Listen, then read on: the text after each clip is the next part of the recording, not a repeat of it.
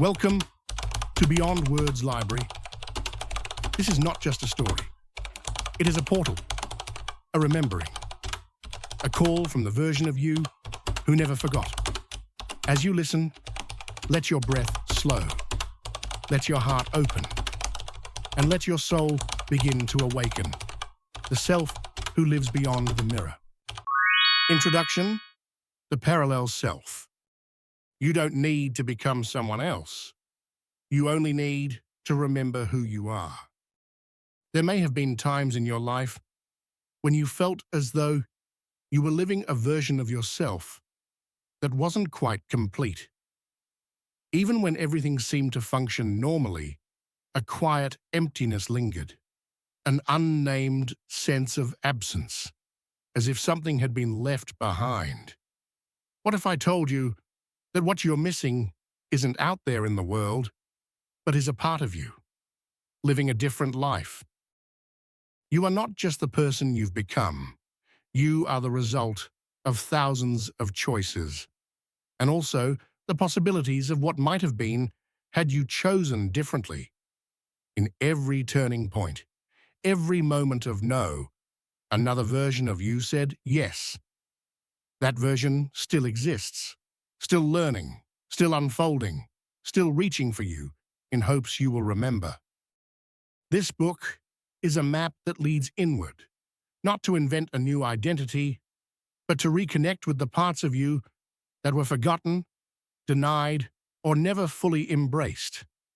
It is a gentle but profound journey, not overly mystical or intellectual, but a clear and honest dialogue between you and your other selves. You'll be guided through invisible thresholds, the slipping of reality, the repeating dream, the sign you almost ignored. And if you are quiet enough and willing to trust, you'll begin to realize these are not illusions. They are whispers from the you who walks another path, the you who's been patiently waiting for your return. You don't need to become anything. You only need to remember, because the wholeness you seek has never left. Chapter 1: The Mirror Cracked.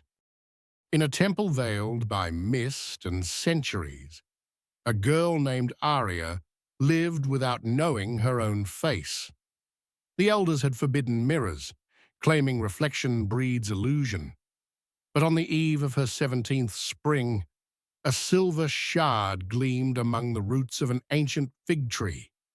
She lifted it, trembling, and her eyes met her own for the first time. It wasn't recognition that startled her.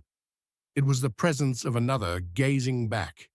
Not a stranger, but a version of her, living a life untouched by this world. The shard quivered, and a fine crack split its center, fracturing her reflection. From that night, vivid dreams began. Cities she'd never seen, voices she'd never heard, yet all achingly her own. Like Aria, you felt it, the subtle fracture in the reality you inhabit.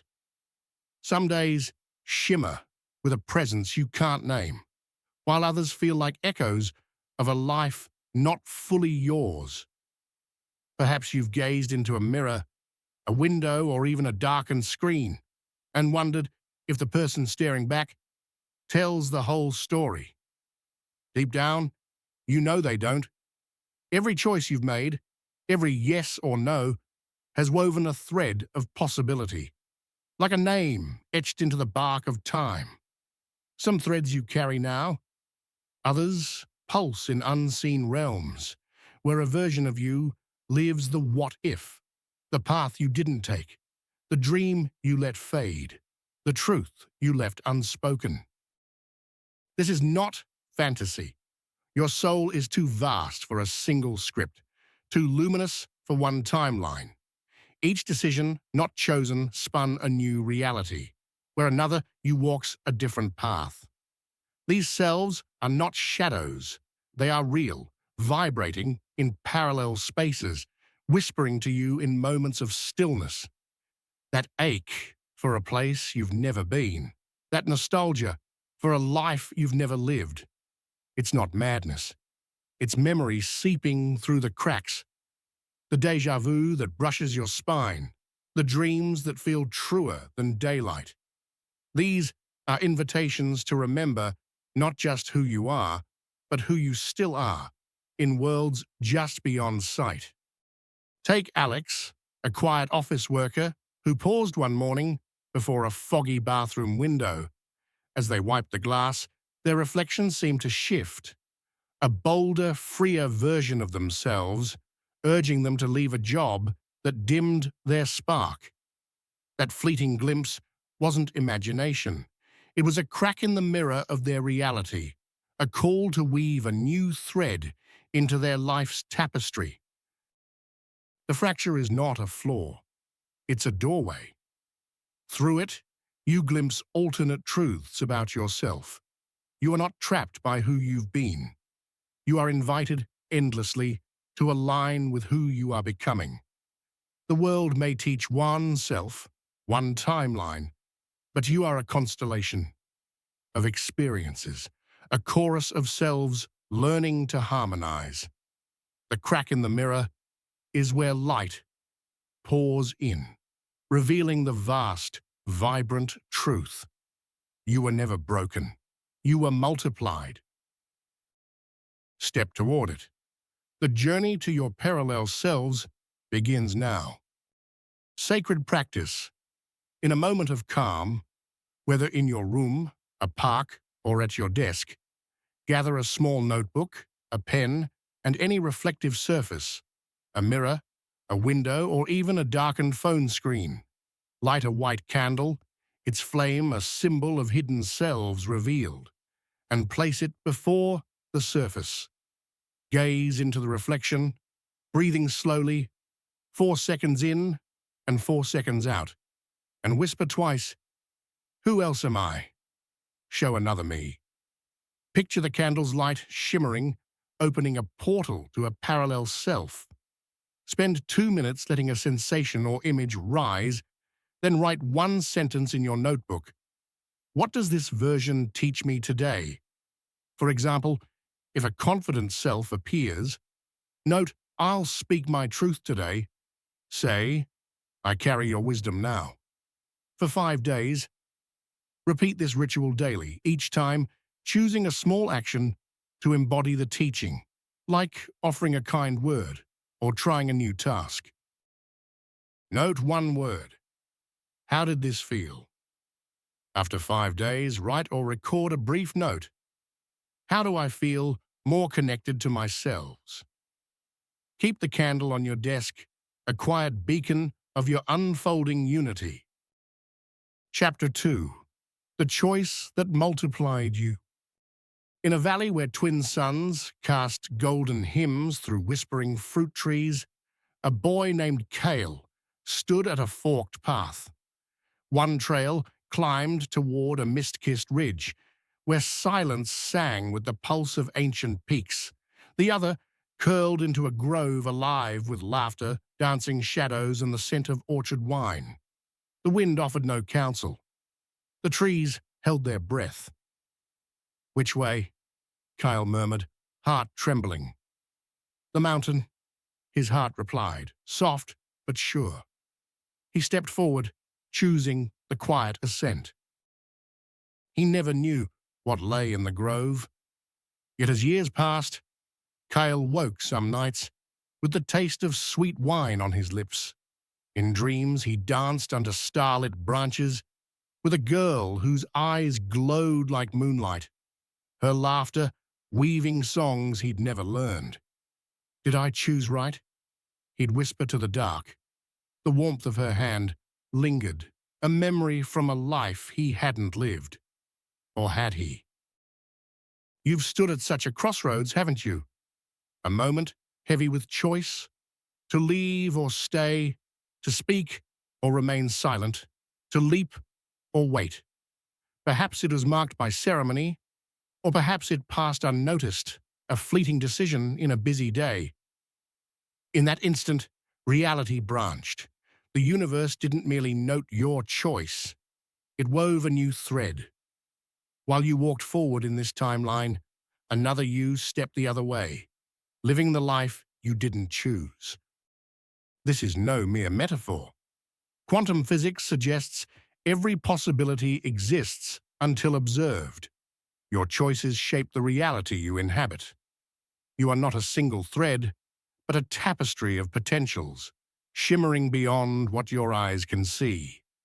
Take Riley, a graphic designer who paused at a career fair, torn between a stable corporate job and a risky freelance path. They chose stability.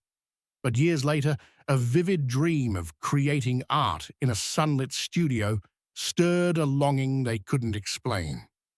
That dream wasn't fantasy. It was a glimpse of the Riley who said yes to freedom, calling across the multiverse. You are the convergence of infinite chaos, infinite selves, each shaped by a different yes or no. Yet you are never fragmented.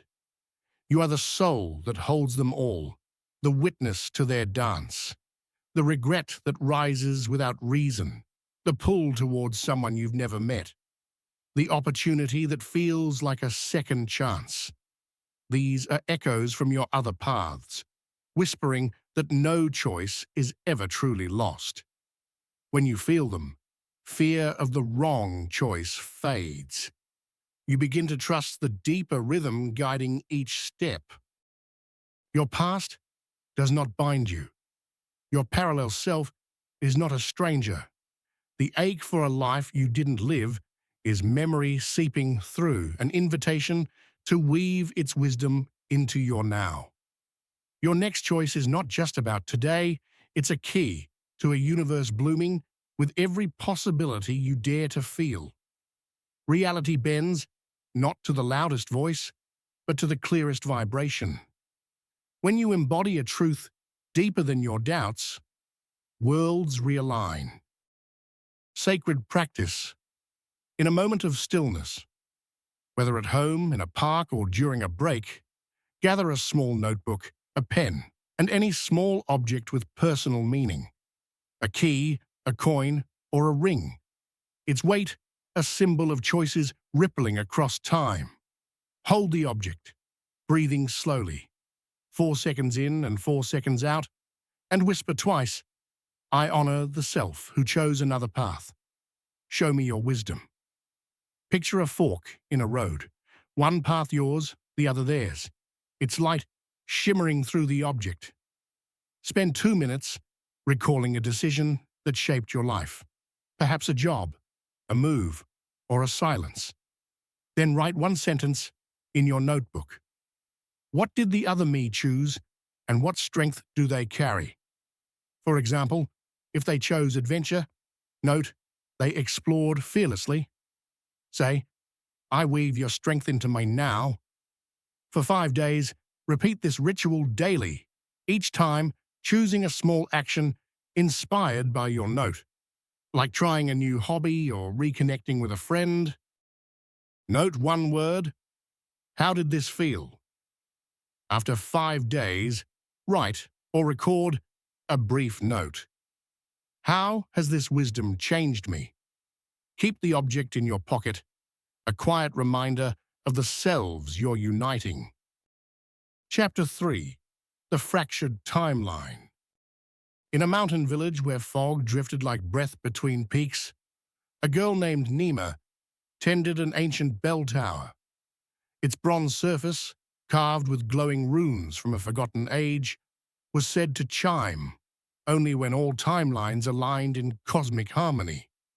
A truth whispered by seers who saw time not as a line, but as a woven circle.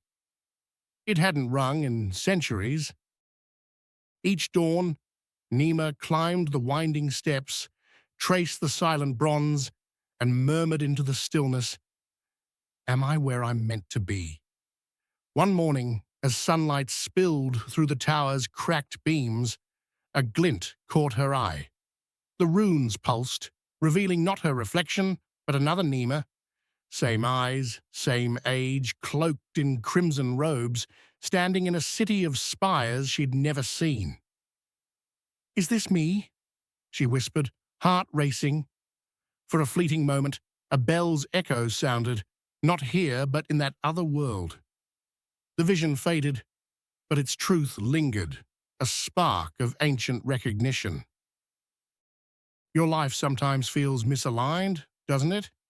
You're here, doing what you thought was right, yet a subtle dissonance hums beneath, a note off-key. You sense a rhythm that once fit perfectly, but has since drifted. This isn't just personal, it's cosmic. Ancient cultures saw time as layered realms, where souls dance across unseen threads. You are sensitive to fractures in these timelines, cracks formed when your truth bends to fear or doubt, rerouting your life's course. Take Emma, a software developer who noticed her project files shifting inexplicably one late night. Lines of code she hadn't written appeared, as if another version of her was working in parallel. The anomaly vanished, but the feeling of a life slightly askew stayed, urging her to trust her intuition over logic. That wasn't a glitch, it was a fracture, a moment where her timelines brushed against each other. These fractures are not flaws. They are invitations to realign. Your soul remembers wholeness, sending signals through synchronicity, dreams, or quiet longings. Those moments when you pause and think, this isn't how it was meant to be. That's your soul, knocking from another timeline. You're not broken, your map is layered. Quiet the noise, and you'll hear the rhythms of paths, walked and unwalked. Your fractured parts don't call you to mourn loss, but to weave the present with deeper truth. You're not trapped in the wrong timeline. You are the tuning fork, summoning harmony. When you listen inward, choose with clarity, and live your truth, you ring the bell, not with sound, but with frequency. Somewhere, another you hears it and begins to remember. Your intuition, as neuroscience suggests, senses what logic misses. Your soul bridges these worlds. You are not healing the past, you are tuning the present. Step into the rhythm of your own alignment. The bell's runes glow because you dare to ask. Now it's your turn to listen. Sacred practice. In a moment of calm, whether in your room, a park, or at your desk, gather a small notebook and a pen. Sit quietly, breathing slowly, counting 5 breaths in and 5 out, letting each exhale ground you in the present. Whisper twice, I am the harmony of all I've been. Picture your life as a river of light. Its flows sometimes split into shimmering streams. Spend 2 minutes imagining a moment where your path diverged, perhaps a time you strayed from your truth, like choosing safety over passion. Write 1 sentence in your notebook. What truth did I leave behind here?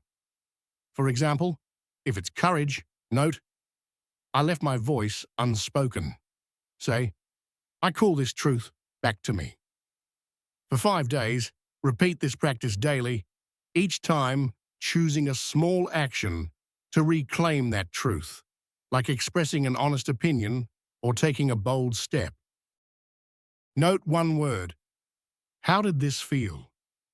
After 5 days, write or record a brief note. How do I feel more aligned? Keep your notebook close, a beacon of your river's unity. Chapter 4. Echoes from the Unlived Life. In a quiet orchard, at the edge of a timeless valley, I, Thane, tended trees that bore no fruit, only silver petals that shimmered in moonlight and whispered secrets when the world was still. No one knew who planted them, their roots older than memory itself. Each evening I wandered among them, listening. My life simple, safe, shaped by choices I never questioned. But the orchard knew more. One night, a petal fell into my palm, warm as breath. I once sang to oceans. A voice, my voice, whispered from within, carving wind into poems, loving fiercely, losing gloriously. I sank to my knees, heart pounding. These weren't my memories, yet they felt truer than the life I'd lived. A part of me had walked a bolder path, and its echo lingered in the trees, calling me to remember. You know this feeling, don't you? A quiet ache in your chest, a longing for a life you never lived. There's a version of you who took the risk, who said yes, who didn't abandon their art, their truth, their fire. You may not recall the moment you turned away from that path, but your body does. Your dreams do. That sadness you feel, unmoored from the present, isn't just regret. It's the echo of a timeline where you followed your soul, and its song still reverberates. Take Maya, a teacher who loved sketching as a child, but set it aside for a practical career. One evening, flipping through an old notebook, she found a drawing she didn't remember creating. A vibrant cityscape, alive with colors she'd never dared to use. The image stirred a joy she hadn't felt in years, as if a version of her, still painting, was whispering, "You can start again." That wasn't chance. It was an echo, a call from a life unlived. These echoes are not here to haunt you, they are invitations. Your soul is multidimensional, spiraling across time, sending fragments of itself to remind you what you buried is not gone. Energy never dies. It waits, pulsing beneath the surface, longing for a glance, a gesture, a whisper to reawaken. The restlessness, when your world feels small, the urge to create, or love, or leap, these are signals from the you who never stopped believing. You don't need to chase the past to reclaim this life. The power lies in the present, in answering the echo's call. When you say yes to that spark, even in a whisper, you realign. You braid timelines together, and what was once unlived begins to bloom. Your dreams aren't fantasies, they're memories of a you still singing, waiting for you to join the song. Sacred practice. In a moment of stillness, whether at home, in a park, or during a break, gather a small notebook, a pen, and any personal object, a ring, a pen, or a small keepsake, its presence a symbol of unlived dreams calling home. Hold the object, breathing slowly, 4 seconds in and 4 seconds out, and whisper twice, "Which version of me waits to be remembered? Speak to me." Picture a soft light from the object revealing a self who chose differently, perhaps one who dared or loved fiercely. Spend 2 minutes letting an image or feeling rise, then write one sentence in your notebook. What does this unlived self wish me to know?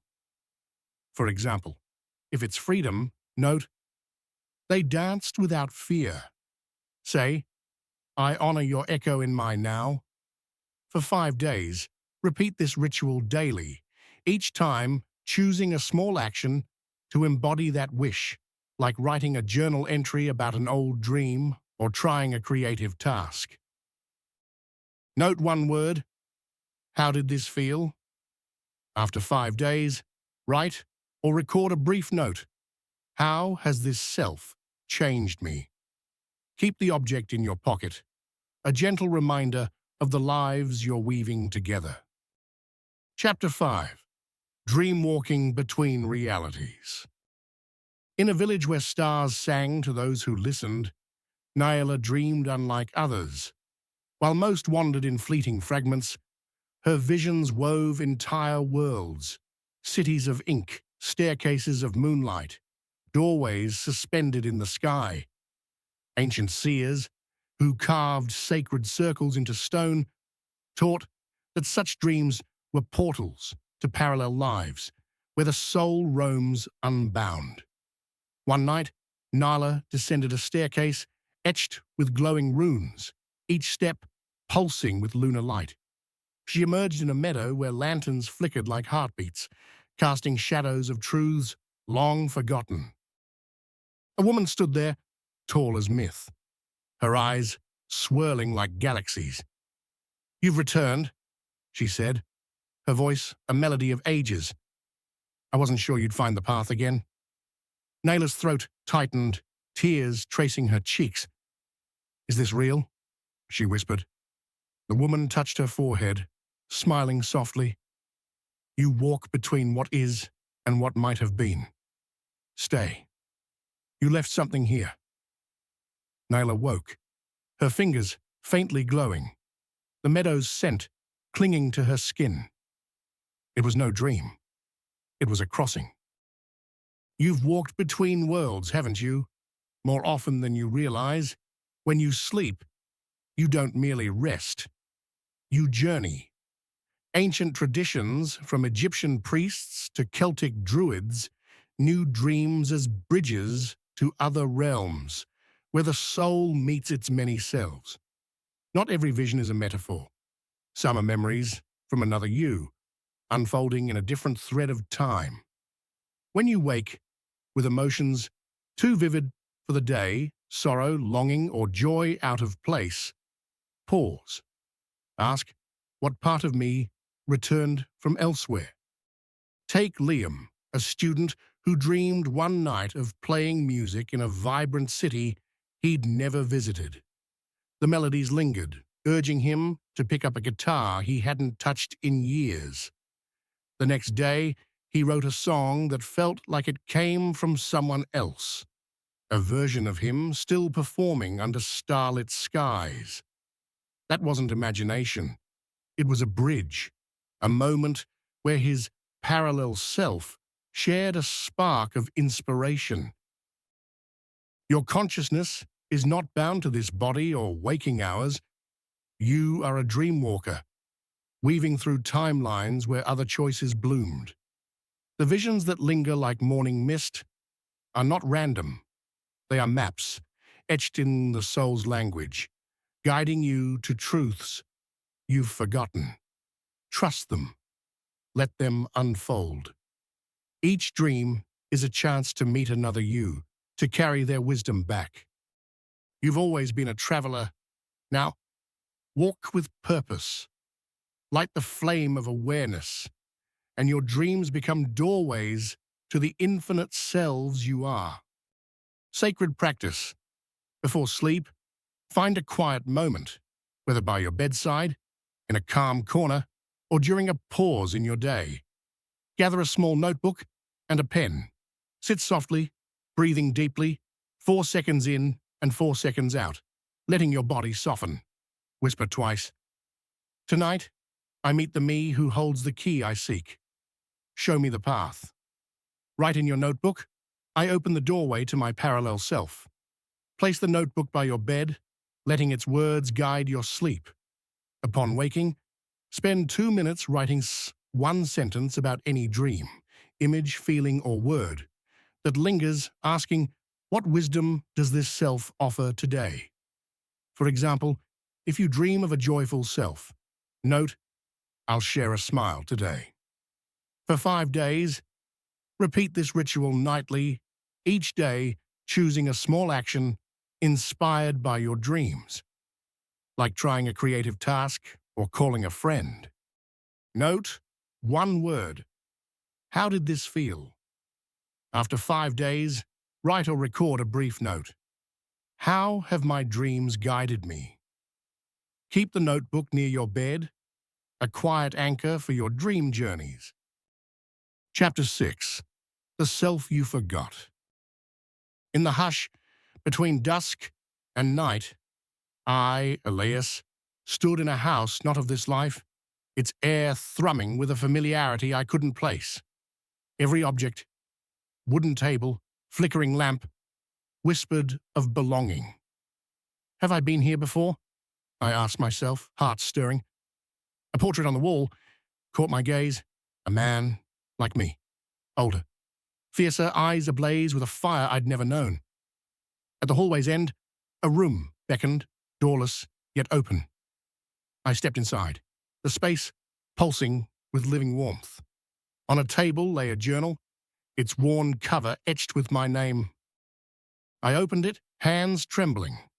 Pages brimmed with my handwriting, yet not mine. Words of a bolder soul, one who chose fearlessly, spilled across the lines. "Is this me?" I whispered, a shiver coursing through me. A voice, soft but certain, answered from within, "You left yourself here. It's time to remember." The journal's weight felt like a promise, a fragment of me waiting to be reclaimed. "You've felt this void, haven't you? A breath unclaimed, a name just beyond reach, a memory that slips away when you try to grasp it. There's a you who never stopped believing, who held fast to the spark you came to share. That self lives, not in fantasy, but in the multiverse of your becoming.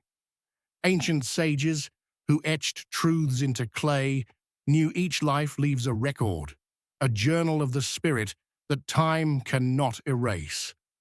Your forgotten self waits in pages unwritten, in whispers unheard. Take Nora, a librarian who always loved storytelling, but chose a quieter path.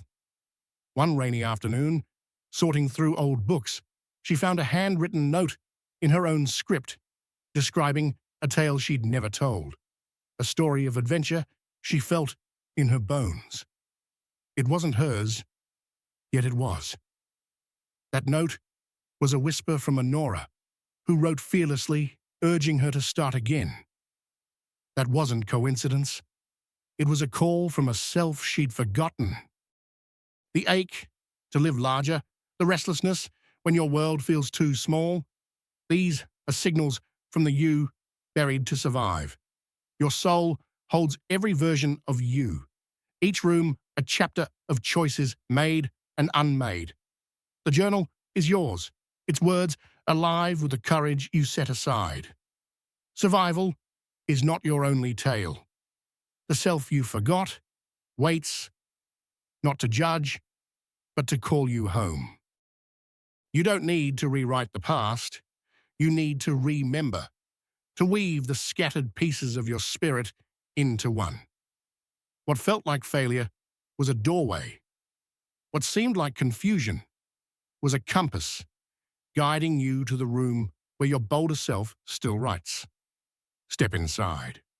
Read the journal of your forgotten self. The you who penned those fearless words has never stopped waiting. Sacred practice. In a moment of calm, whether in your room, a park, or at your desk, gather a small notebook and a pen. Sit quietly, breathing deeply, 4 seconds in and 4 seconds out, letting your body settle. Picture a soft purple light in your palm, like a glowing amethyst, symbolizing forgotten truths. Whisper twice, "Which part of me have I silenced? Show me now." Spend 2 minutes letting a word or image rise, a self you set aside, perhaps one who dreamed or stood fearless. Write one sentence in your notebook. What strength does this self hold? For example, if it's resilience, note, "They faced fear with grace." Say, "I call you back to me." For 5 days, repeat this ritual daily, each time choosing a small action to honor that strength, like facing a challenge or writing a note of self-kindness. Note one word. How did this feel? After 5 days, write or record a brief note. How do I feel more whole? Keep the notebook close, a quiet anchor for the self you're remembering. Chapter 7. Signs you're not alone. In a forest's shadowed heart, where moonlight wove dreams into the night, Amara wandered beneath a swollen moon, seeking silence to soothe an ache she couldn't name. She thought solitude would mend her, but the forest, ancient and knowing, had other plans. Shamans of old taught that lanterns carried the whispers of souls across timelines, guiding the lost to their eternal names. As Amara ventured deeper, faint lights danced through the trees, lanterns untethered, flickering like stars fallen to earth, pulsing in rhythm with her breath. "Who's there?" she whispered, heart quickening. One lantern drifted close, its glow murmuring not of wind, but of memory. Still watching. Another trailed, still waiting. She followed, drawn to a glade where countless lanterns hovered in a sacred circle, their light a chorus of lives uncounted. At the center stood a stone, etched with markings that burned with her name, versions of her from timelines beyond her grasp. "Is this me?" she asked, fingers trembling as she traced them. Memories, not her own, stirred within, a presence woven into her essence. "You've felt this, haven't you? A chill where no breeze stirs, a song blooming precisely when your heart falters, your name murmured in a dream by a voice unknown. These are not chance. They are threads of communication, spun from your parallel selves across the multiverse. Versions of you who chose differently, who tread other paths, are not distant. They are your companions, weaving their light into your becoming. Consider Sophie, a teacher who kept seeing the number 1111 on clocks, receipts, and signs. Each sighting came with a warmth, an urging to trust her intuition about a career change she'd long avoided. It wasn't coincidence, it was a signal, a whisper from a Sophie who dared to leap, guiding her across the veil of time. These signs are your soul's lanterns, delicate embers cast by selves who never ceased seeking you. The uncanny warmth when you speak a buried truth. The pull toward a place your feet have never touched. The shadow of someone near in an empty room. These are bridges, stitching worlds together with threads of fire and memory. Ancient seers knew them as sacred, carved into stone to honor the soul's endless forms. Quantum theory echoes this. Realities entwine, and your heart catches their songs. Your mind may call it imagination, but your heart knows the dance of synchronicity, the rhythm of patterns beneath the surface. You are the glade where your timelines converge. Each lantern a beacon, each whisper a call to awaken. To listen is to live not in one world, but in the chorus of many, where every breath opens a doorway to the selves lighting your path. Sacred practice. In a quiet moment, whether at home, in a park, or during a pause, gather a small notebook and a pen.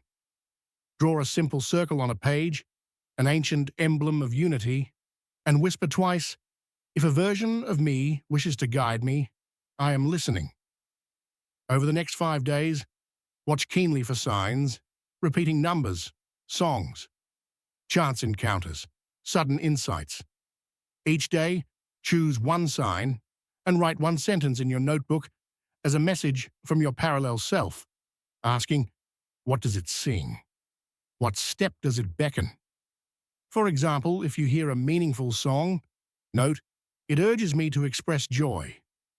Take a small action to honor the message, like sharing a kind word or following a hunch. Write one word. How did this feel?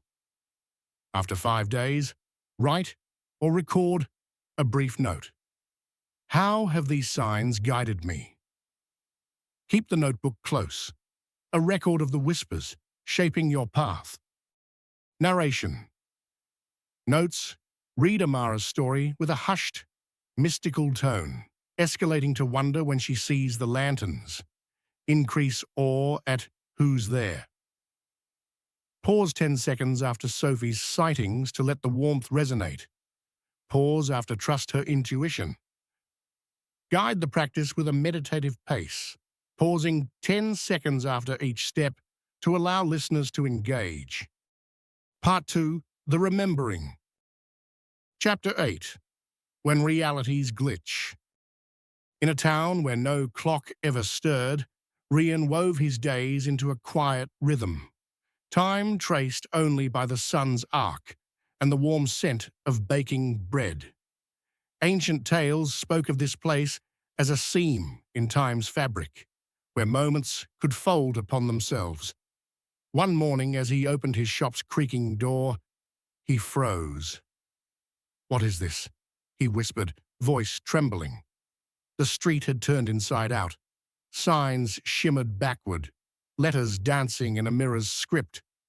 Strangers moved in unfamiliar patterns, and a man called him Milo, a name that echoed in his bones yet belonged to no memory. Ryan blinked. The world shuddered, righting itself. Signs realigned, but a fracture lingered in his heart. Days later, a cup slipped from his hand, landing unbroken as if time had caught it. A letter arrived, its ink flowing in a script he knew yet had never seen, signed by a stranger who felt like home. In a dream, he stood on a cliff beside another Rian, eyes burning with a life unwritten. "You're still here," the other said, voice heavy with recognition. These were not errors. They were glitches, cracks in reality's veil, where another self leaked through, yearning to be remembered. "You've tasted this shimmer, haven't you? A room where the air hums with a stranger's presence. A face in the crowd that sings of lives you've never lived. An object shifted by unseen hands. These are not flaws in existence. They are micro-tears, delicate fissures glowing with whispers from other worlds. Ancient seers, who mapped time as braided streams, knew such moments as sacred ruptures, portals where the soul glimpses its multiplicity. Quantum whispers echo this. Realities entwine, and your heart catches their fleeting songs. Take Noah, an engineer who received a text from an unknown number containing a message he swore he hadn't sent. The words, "Keep going," came just as he doubted a bold project. The message vanished from his phone, but its weight stayed, a nudge from a Noah who pressed forward. That wasn't a mistake. It was a glitch, a moment where timelines brushed against each other. These glitches are not signs of a mind adrift, but of a soul awakening to its vastness. The world skips. The choice you never made echoes, and the you who dared, who loved, who wandered, touches the you who stayed. Each flicker is a verse in the universe's hidden poetry, a call to pause, to see. You are not bound to one thread of fate. You are a loom weaving lives unchosen into the fabric of now. Honor these ruptures. Listen to their cadence. In these sacred fractures, you reclaim truths you thought lost, threading them into the eternal song of your becoming. Sacred practice. In a quiet moment, whether at home, in a park, or during a break, gather a small notebook and a pen. Sit softly, breathing deeply, 4 seconds in and 4 seconds out, picturing a white light glowing in your chest, a symbol of alignment across realities. Whisper twice, "What moment flickered in my reality? Which parallel self speaks?" Spend 2 minutes reflecting on a strange moment, perhaps a déjà vu, a misplaced object, or an odd coincidence. Write one sentence in your notebook. What message does this self offer? For example, if it was a moment of unexpected confidence, note, "They urge me to trust myself." Say, "I received this message today." For 5 days, repeat this ritual daily, each time choosing a small action to honor the message, like trusting a decision or speaking boldly. Note one word. How did this feel? After 5 days, write or record a brief note. How has this message shaped me? Keep the notebook in your pocket, a quiet reminder of the realities you bridge. Chapter 9. The Parallel You in Dreams. Each night, Luna ascended a tower spun from starlight, a structure unseen in her waking world. Below stretched a firelit city, its golden glow pulsing like an unbound heart. Lanterns drifting skyward like fireflies, woven from ancient memory. She wore a sapphire robe, her palms etched with radiant glyphs, symbols dancing beyond daylight's grasp, whispering truths of forgotten lives. "Where am I?" she murmured, her voice trembling with wonder. At the tower's edge stood a woman, timeless as stone, her eyes a mosaic of countless dawns. "You've returned," she said, her voice a melody of ages, pressing her hand to Luna's chest, where a flame flickered unseen. "You always return, even when you forget." Luna's heart stirred, the glyphs on her palms glowing brighter, as if tracing paths she'd walked in other worlds. "Is this me?" she asked, tears welling. She woke, jasmine and ash clinging to her skin, her hands aching with unwritten songs. It was no dream, it was a meeting. "You've wandered such cities, haven't you? Streets familiar as your own breath. Tongues unlearned, souls embraced like kin, all in the cradle of sleep. These are not mere fables of a resting mind. They are conversations, sacred counsels with the yous who chose differently. Ancient Egyptians saw dreams as voyages where the eternal self met its other forms. Greek oracles revered them as divine messages, portals to the soul's myriad lives. When you dream, you slip the chains of a singular self, stepping into luminous corridors where your parallel lives converge. Take Luna, a graphic designer who dreamed of teaching children in a vibrant classroom she'd never seen. The joy of those moments lingered, urging her to volunteer at a local school. The lessons she shared felt like they came from another her, one who had always taught. That wasn't fantasy. It was a dialogue, a moment where her parallel self shared wisdom across the dream's gossamer veil. Your dreams are not escapes. They are bridges to the yous who carry knowledge you've yet to claim. The city Luna knows is real, its lanterns glowing in a timeline where you never dimmed your flame. The glyphs on her hands are yours, sigils of truths carved across dimensions.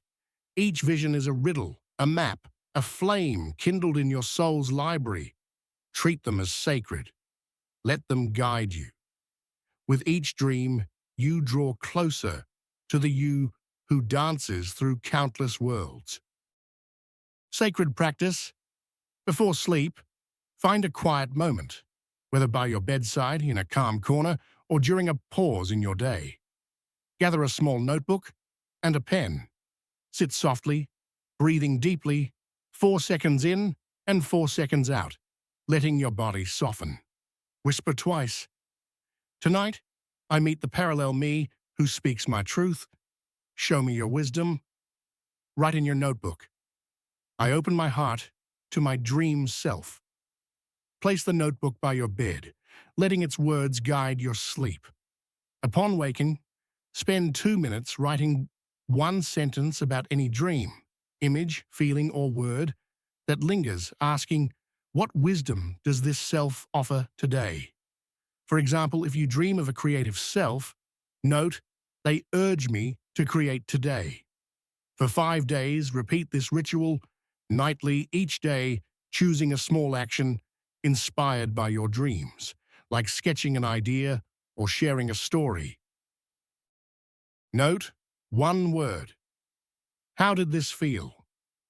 After 5 days, write or record a brief note. How have my dreams shaped me? Keep the notebook near your bed, a quiet anchor for your dream dialogues. Chapter 10. Soul Codes across timelines. Atop a hill where winds carried whispers older than the stone, Eldrin, the keeper of memories, knelt beneath a towering oak, its roots entwined with the earth's ancient heart. For decades he had guarded this place, listening to the trees' silent tales. One twilight, as stars pierced the dusk, a breeze stirred, not from the air, but from within. Eldrin, it murmured, a name both his and not his. Who speaks? He asked, pressing his hand to the bark. Visions bloomed, a healer, binding wounds with light, a poet carving truths into the night, a wanderer tracing paths no map could hold. The oak hummed, its leaves trembling with a chorus of voices, young, old, fierce, tender, all his. A single word rose to his lips. Always. He spoke it, and the winds stilled. The visions wove into a single thread, not of time, but of eternity. These are me, he whispered, eyes glistening with the weight of a truth he'd always carried. Within you hums a code, not of flesh, but of eternity, a pulse of knowing that ripples through time. These soul codes are not symbols carved in stone, but living memories, flashes of certainty that surface unbidden. They are the instinct that guides you when logic falters, the shiver when a place feels like home, the decision you make without knowing why. Across the multiverse, your parallel selves, healer, poet, seeker, send these echoes, calling you to remember who you've always been. Take Eli, a data analyst, who, during a quiet walk, felt an urge to sketch a design she'd never studied. The lines flowed as if from another her, one who'd spent years as an architect. The sketch became a gift for a friend's project, sparking a collaboration she hadn't foreseen. That wasn't chance. It was a soul code, a whisper from a self who built worlds, guiding her now. Your soul codes live in the pause before you speak, the warmth of a choice that feels right. They are not hidden. They surface in moments when you trust what you know without proof. In some timelines, you're a sage whispering to stars. In others, a guardian holding light in the dark. Hear those selves speak through your quiet knowing, your unexplainable pull toward a path only you see. This is not about chasing mysteries. It's about embracing what you already carry. Each code is a thread of wisdom, woven through every you. When you listen, you become the bridge where all selves converge, a testament to your timeless essence. Trust the knowing. Speak the word. You are not starting anew. You are awakening to the truths already yours. Sacred practice. In a quiet moment, whether at home, in a park, or at your desk, gather a small notebook and a pen. Sit calmly, breathing deeply, 4 seconds in and 4 seconds out, letting your breath anchor you. Picture a golden light in your heart, a radiant code of your eternal self. Whisper twice, "What does my soul already know?" Speak to me. Spend 2 minutes letting a word, sensation, or image rise, then write one word in your notebook that captures it. Perhaps trust or light. Say, "I carry this truth today." For 5 days, repeat this ritual daily, each time choosing a small action to embody your word, like trusting a gut decision or sharing a kind gesture. Note one word. How did this feel? After 5 days, write or record a brief note. How has this truth shaped me? Keep the notebook close, a reminder of your soul's timeless codes. Chapter 11. Forgotten Places. Familiar Feelings. Celine stood at the threshold of a city unnamed in her waking life, yet her soul exhaled as if stepping through a long-lost gate. Cobbled streets wound like veins of memory, their stones singing beneath her feet. Bells chimed a rhythm older than time, and the air carried the smouldering breath of sage, weaving a tapestry of belonging she couldn't explain. "Have I been here before?" she murmured, moving as if guided by a dream's unseen hand, turning corners before they appeared, nodding to strangers as if bound by lifetimes shared. By a fountain, a mural gleamed, an ancient woman cradling a crescent moon mirror, shimmering with starlight. Selena's breath caught. That mirror had danced in her childhood dreams, its curve a cipher of secrets never spoken. "Is this mine?" she whispered, fingers grazing the stone. A voice rose, not from the wind, but from the mural's heart. "You never truly left." The city pulsed, its light a chorus of her eternal names, calling her home across the ages. "You've stepped into such places, a street where shadows hum with forgotten vows, a forest where trees whisper your ancient names, a ruin where the air holds your breath from another life. These are not mere fancies, they are soul memories, radiant threads stitched across the loom of your timeless existence. In ancient India, seers spoke of Akashic records, ethereal archives where every soul's journey is etched in light. Celtic druids revered sacred groves as thresholds where the veil between worlds thins, letting the heart recall its myriad lives. Take Celine, a writer who, on a weekend trip, wandered into an old library she'd never visited. The scent of aged books and the creak of wooden floors felt like home, stirring a warmth she couldn't place. She found herself humming a melody she'd never learned, as if a version of her had spent years there crafting stories. That wasn't coincidence. It was a memory, a whisper from a self who lived among those shelves. These places bear your imprint, like fingerprints pressed into eternity's veil. When you enter them, even for the first time in this body, they sing to you, unlocking chambers of your being. The awe, the sudden knowing that you've prayed here, loved here, shaped destinies here. It's no nostalgia. It's your multidimensional essence aligning, a thread of who you've been weaving into who you're becoming. A stranger's gaze, a song's cadence, or sunlight through leaves can pierce your heart without warning. Soul echoes from lives you live elsewhere. You need no proof to trust this, only courage to feel. Each moment of strange familiarity is a portal, not to a lost past, but to the boundless now where all your selves converge. Follow these whispers, and you gather the threads of your infinite being, crafting a life that sings with the harmony of countless worlds. Sacred practice. In a quiet moment, whether at home, in a park, or at your desk, gather a small notebook, a pen, and a personal keepsake. A key, a locket, or a small memento, its presence a symbol of familiar memories. Hold the keepsake, breathing slowly, 4 seconds in and 4 seconds out, and whisper twice, "What place calls my soul? What seeks to return?" Picture a place, real or imagined, that feels like home, perhaps a street or forest that hums with knowing. Spend 2 minutes letting its essence rise, then write 1 sentence in your notebook.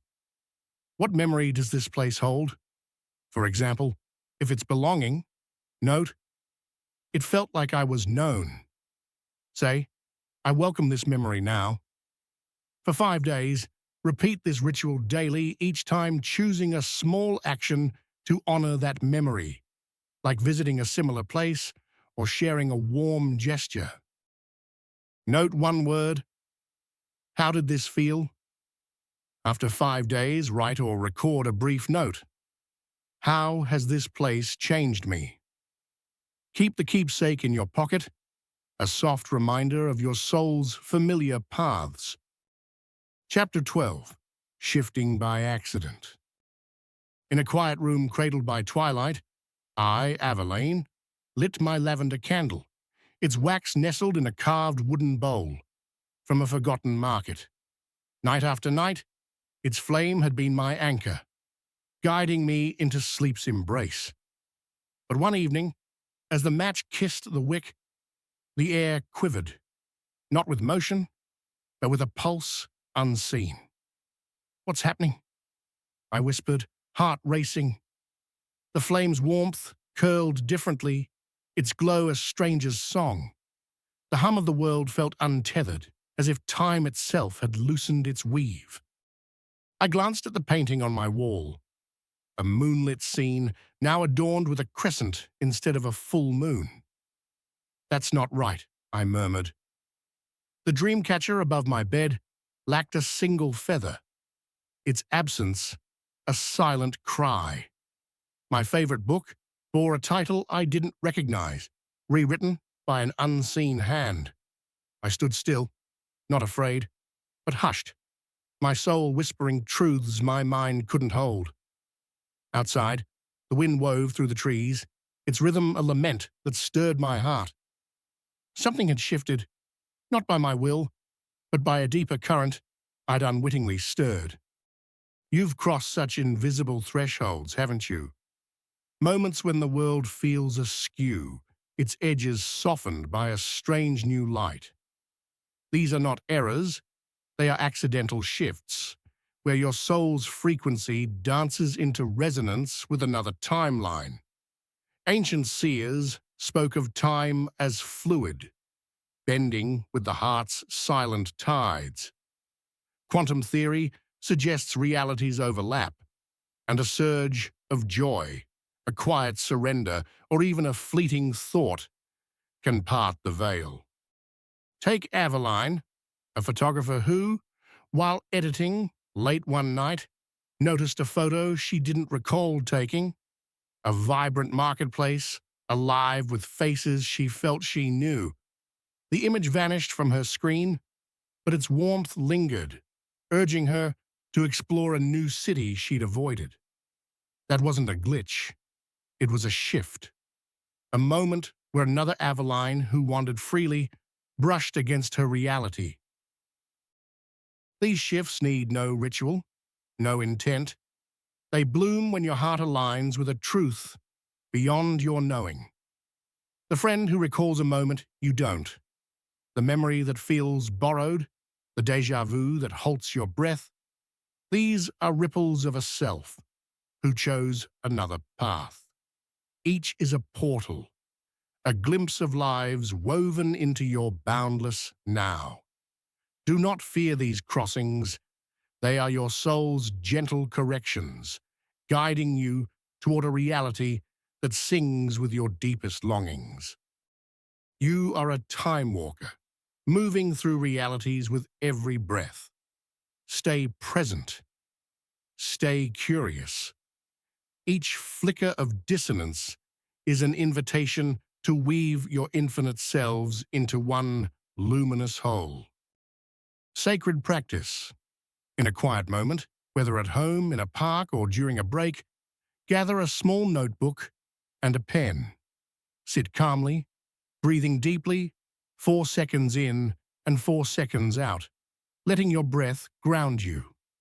Whisper twice, "What moment shifted my world?" Show me the step I took. Picture a recent moment when reality felt unmoored, a dream too vivid, a detail out of place, a strange coincidence. Spend 2 minutes reflecting. Then write one sentence in your notebook. What version of me stepped through and what thread was woven anew? For example, if it was a vivid dream, note, "A dreamer me urged me to create." Say, "I honor this shift today." For 5 days, repeat this ritual daily, each time choosing a small action to honor the shift, like changing a routine or exploring a new idea. Note one word. How did this feel? After 5 days, write or record a brief note. How have these shifts shaped me? Keep the notebook close, a record of the steps weaving your timeless path. Chapter 13, Anchors and Portals. In a village cradled by ancient whispers, Elira carried a small silver locket, its surface kissed by a faint shimmer under moonlight's tender gaze. Found at the edge of childhood, in a forest, where trees sang in a forgotten tongue, it was her silent talisman. "Why does it feel like home?" she murmured, clutching it tightly. Each touch steadied her, as if weaving her soul's scattered threads into a single, radiant cord. Years later, on a train drifting through a sea of nowhere, Elira reached into her pocket and froze. The locket was gone. "Where is it?" she whispered, heart sinking.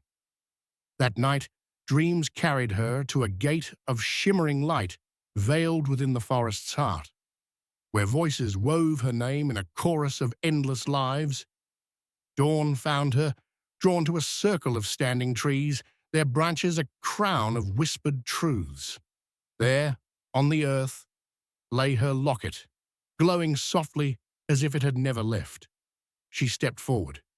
The wind held its breath. The world quivered, a tapestry of memory unfurling. "I'm not alone," she said, tears falling as all she was felt remembered. "You carry anchors, don't you? A locket, a song, a photograph, or a fleeting moment that tethers your soul to the timeline you call home.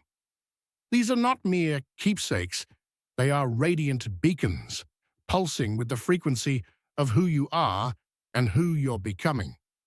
When you hold them, stand in their presence, or let their memory wash over you, your essence aligns, stitching you to the vast loom of your being.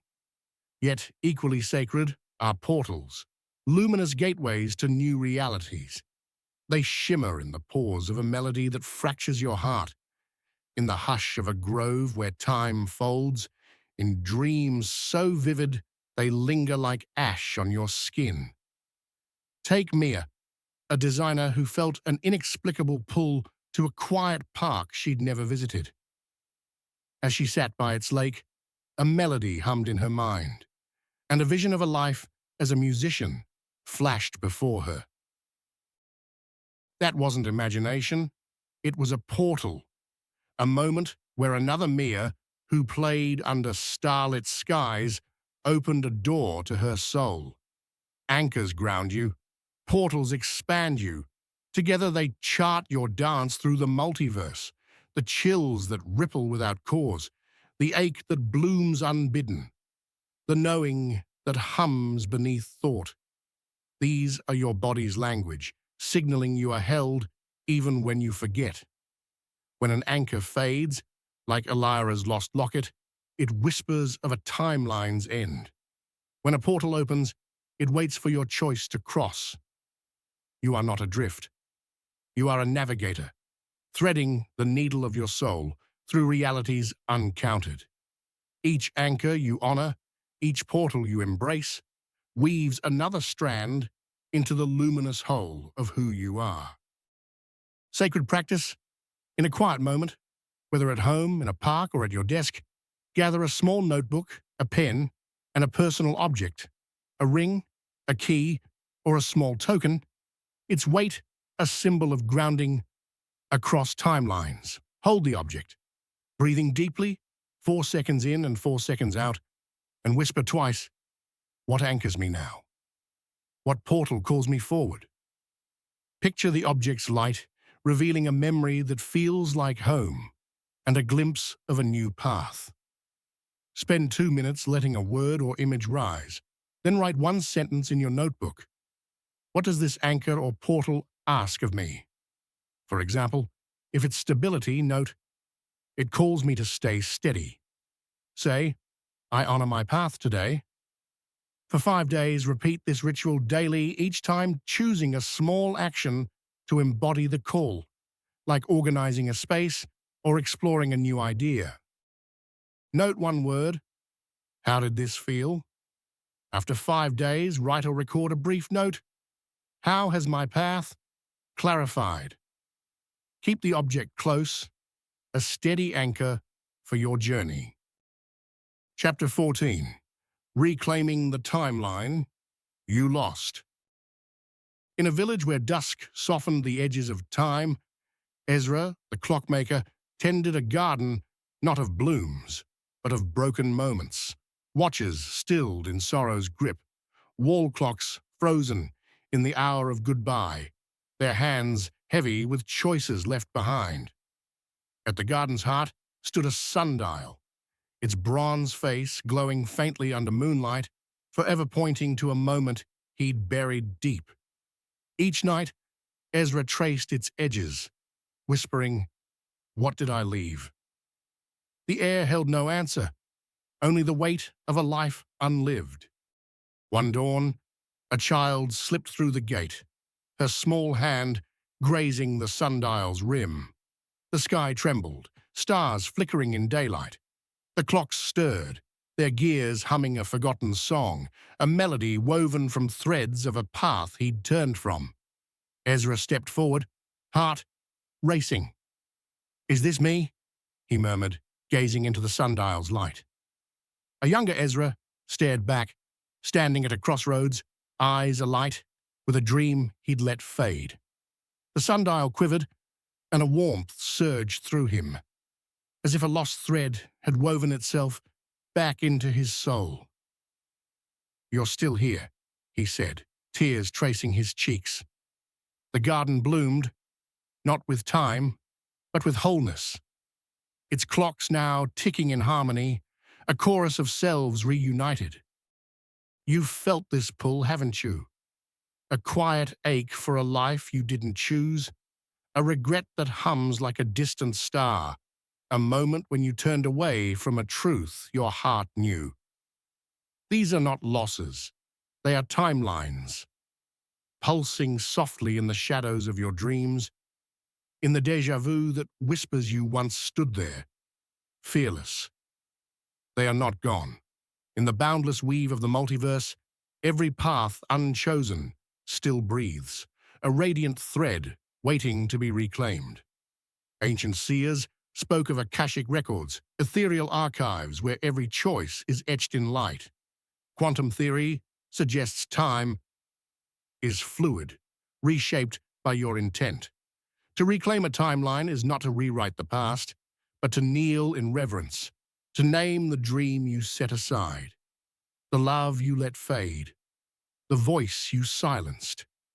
This is soul retrieval across time's shimmering veil, a gathering of the courage, the beauty, the unwritten songs you left behind.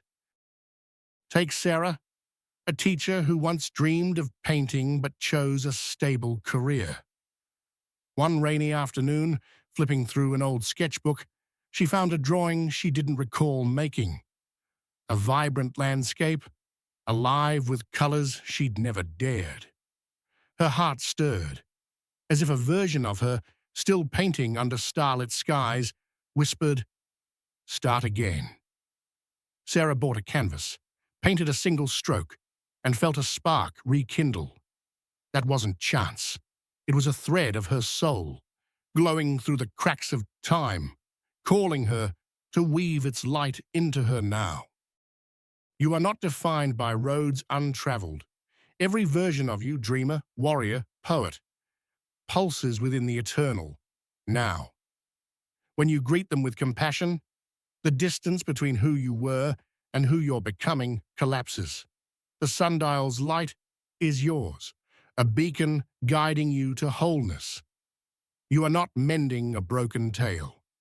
You are singing a new one, its melody echoing across the infinite selves you are. Sacred practice. In a moment of calm, whether in your room, a park, or at your desk, gather a small notebook, a pen, a citrine stone, its golden warmth, a symbol of reclaimed light, and a small mirror. Light a white candle, its flame a beacon of lost timelines, and place it before the mirror. Hold the citrine, breathing slowly, 4 seconds in and 4 seconds out, and whisper twice, "What path did I leave behind?" I honor that self now. Gaze into the mirror, picturing the citrine's glow illuminating a moment you turned away. Perhaps a dream, a love, or a chance. Spend 2 minutes feeling this moment, letting its essence rise, then write a short paragraph, 3 to 5 sentences, in your notebook. What strength does this path hold, and how can I weave it into my now? For example, if it's creativity, note, "It holds fearless expression, urging me to paint again." Place the citrine on the mirror, saying, "I reclaim this strength today." For 7 days, take a bold action to embody this strength, like sharing a creation, speaking a truth, or pursuing a passion. Note one word. How did this feel? After 7 days, write or record 150 words. How has this strength changed me? Keep the citrine and mirror on your desk, a quiet reminder of the timelines you're weaving. Part 3, The Merging. Chapter 15, You Are All Versions. In a temple carved into the heart of an ancient mountain, where whispers of eternity lingered, Mira sought the truth of her soul. She had lived as mother, poet, healer, warrior, each life a thread in a tapestry she couldn't name. The chamber of reflections, its mirrored walls gleaming with countless selves, called her across deserts and seas. Stepping inside, she faced 1,000 faces, some etched with time's weight, some radiant with youth, others fierce or softened by joy. "Who am I?" she whispered, heart trembling. The mirrors shimmered, each reflection a life she'd lived or left behind. Overwhelmed, Mira sank to her knees, breath heavy with doubt. From the stillness within, a voice bloomed like starlight. "No face is false, all are you." The mirrors pulsed, weaving every self into a single light, a thread of wholeness that had never broken. Mira rose, no longer seeking one truth, but embracing the chorus of all she was.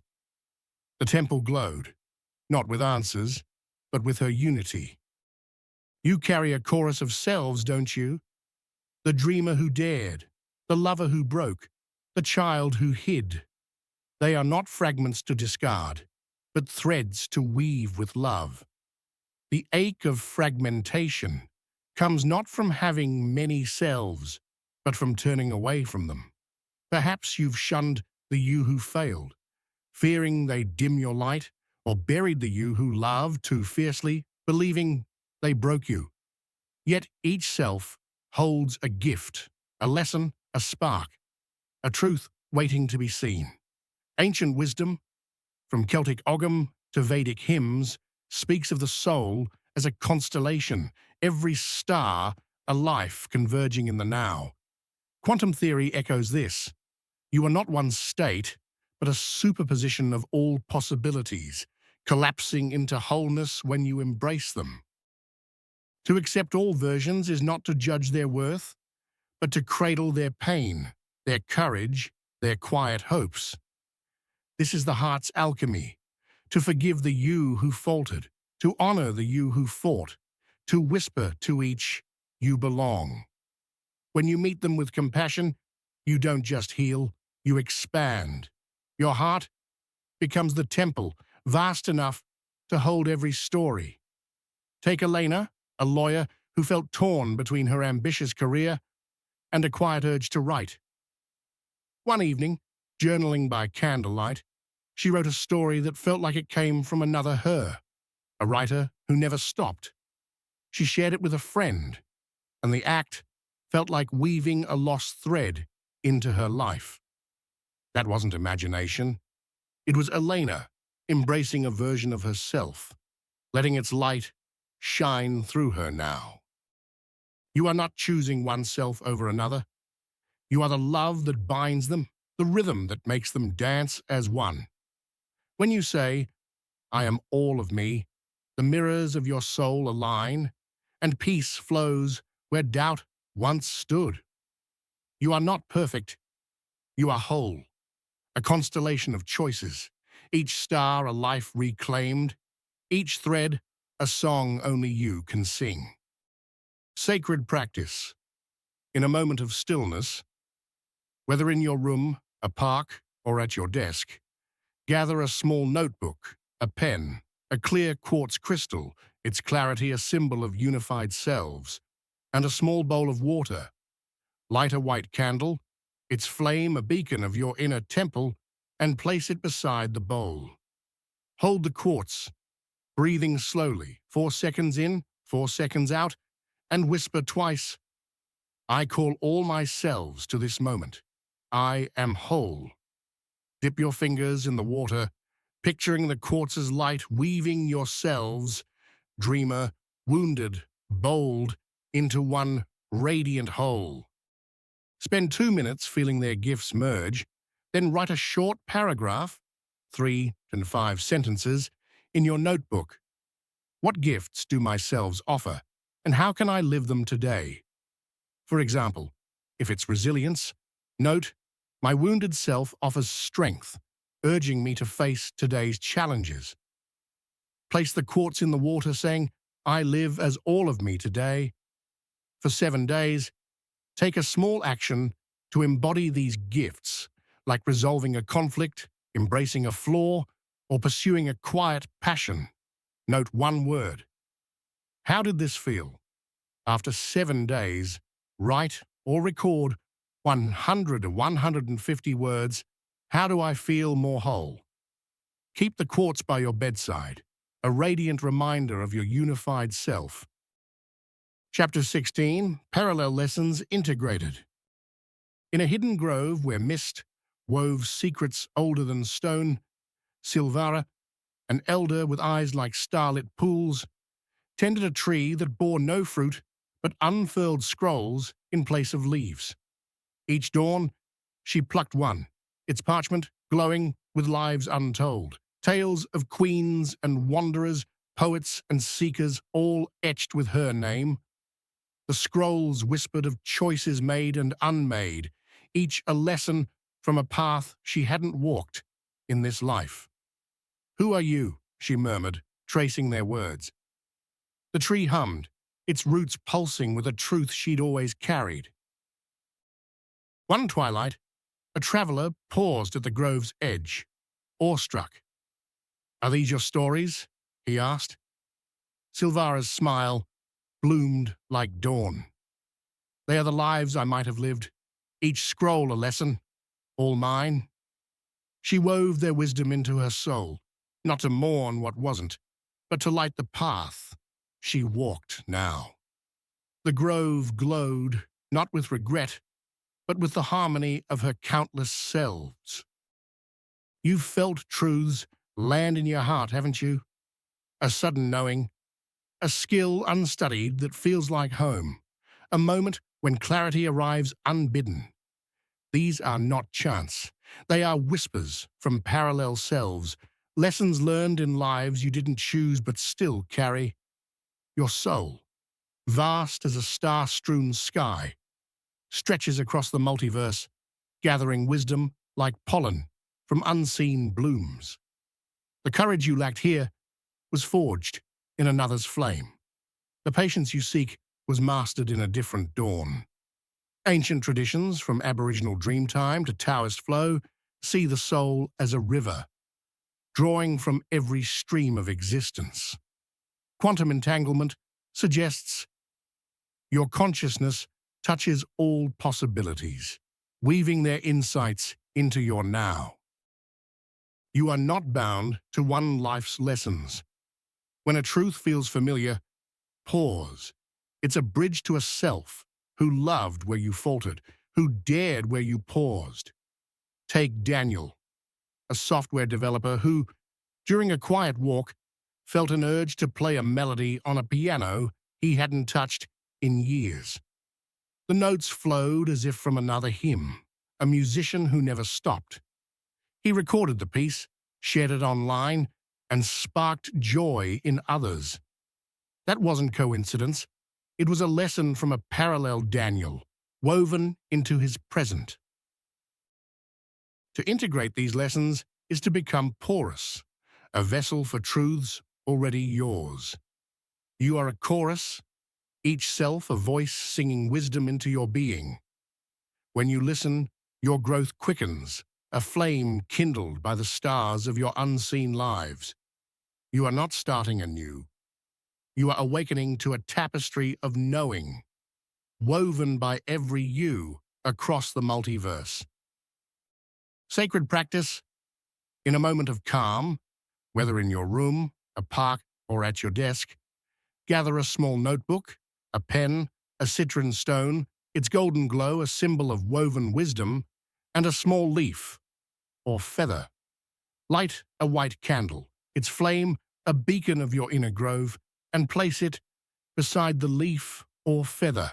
Hold the citrine, breathing deeply, 4 seconds in, 4 seconds out, and whisper twice, "What wisdom does another me offer now? Speak to me."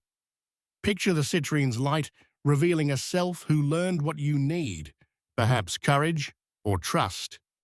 Spend 2 minutes walking slowly in place, feeling this wisdom settle, then write a short paragraph, 3 to 5 sentences, in your notebook. What lesson does this self share? And how can I live it today? For example, if it's trust, note, they trusted their path, urging me to follow my intuition today. Place the citrine on the leaf or feather, saying, I weave this lesson into my now. For 7 days, take a small action to embody this lesson, like trusting a decision, sharing an idea, or practicing patience. Note one word. How did this feel? After 7 days, write or record 150 words. How has this wisdom shaped me? Keep the citrine in your pocket, a spark of your soul's gathered lessons. Chapter 17. Meeting Yourself in Meditation. In a mountain veiled by clouds and silence, Torin, a seeker, followed a whisper of wind to a hidden cave. Within, stillness reigned, swallowing even the echo of his heartbeat. At the cave's heart burned 2 flames, one pulsing with Torin's living rhythm, the other flickering with a wiser, older cadence. He sat between them, breath slowing as the flames wove into one, casting a face, both his and not, eyes softened by a peace he hadn't earned, a clarity glimpsed only in dreams. "Is this me?" he murmured, heart stirring. The cave hummed, its walls glowing with a light that held every version of him. Torin exhaled, no longer seeking, but meeting, a self not of past or future, but of the radiant now. The air shifts sometimes, doesn't it? When you pause in a crowded street or a quiet room, and the world feels like it's whispering your name. These moments are not escapes. They are doorways where meditation becomes a bridge to the countless selves you carry. In the hush of a breath, the weave of a thought, or the pulse of a fleeting stillness, you touch the you who chose differently, who carries wisdom you've yet to claim. Ancient traditions, from Zen koans to Sufi whirling, see meditation as a return to the eternal present, where all lives converge. Quantum consciousness suggests your awareness spans dimensions, meeting your parallel selves in the now. You don't need a silent cave to find this wholeness. The self who doubted, who soared, who loved without fear, they walk beside you, their voices carried in the scent of rain, the weight of a choice, the spark of a stranger's glance. To meet them you soften, not into emptiness, but into presence, becoming the witness who sees every self as a thread in your soul's tapestry. Take Aisha, a barista who, during a busy shift, paused to breathe and felt a calm she couldn't explain. In that stillness, she saw herself as a teacher, guiding others with a confidence she'd forgotten. She started mentoring a coworker, weaving that self's wisdom into her life. That wasn't chance. It was a meeting, a moment where her parallel self shared a spark across the veil.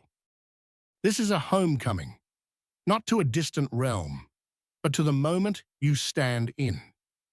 Your infinite selves are here, in the warmth of your skin, the rhythm of your breath.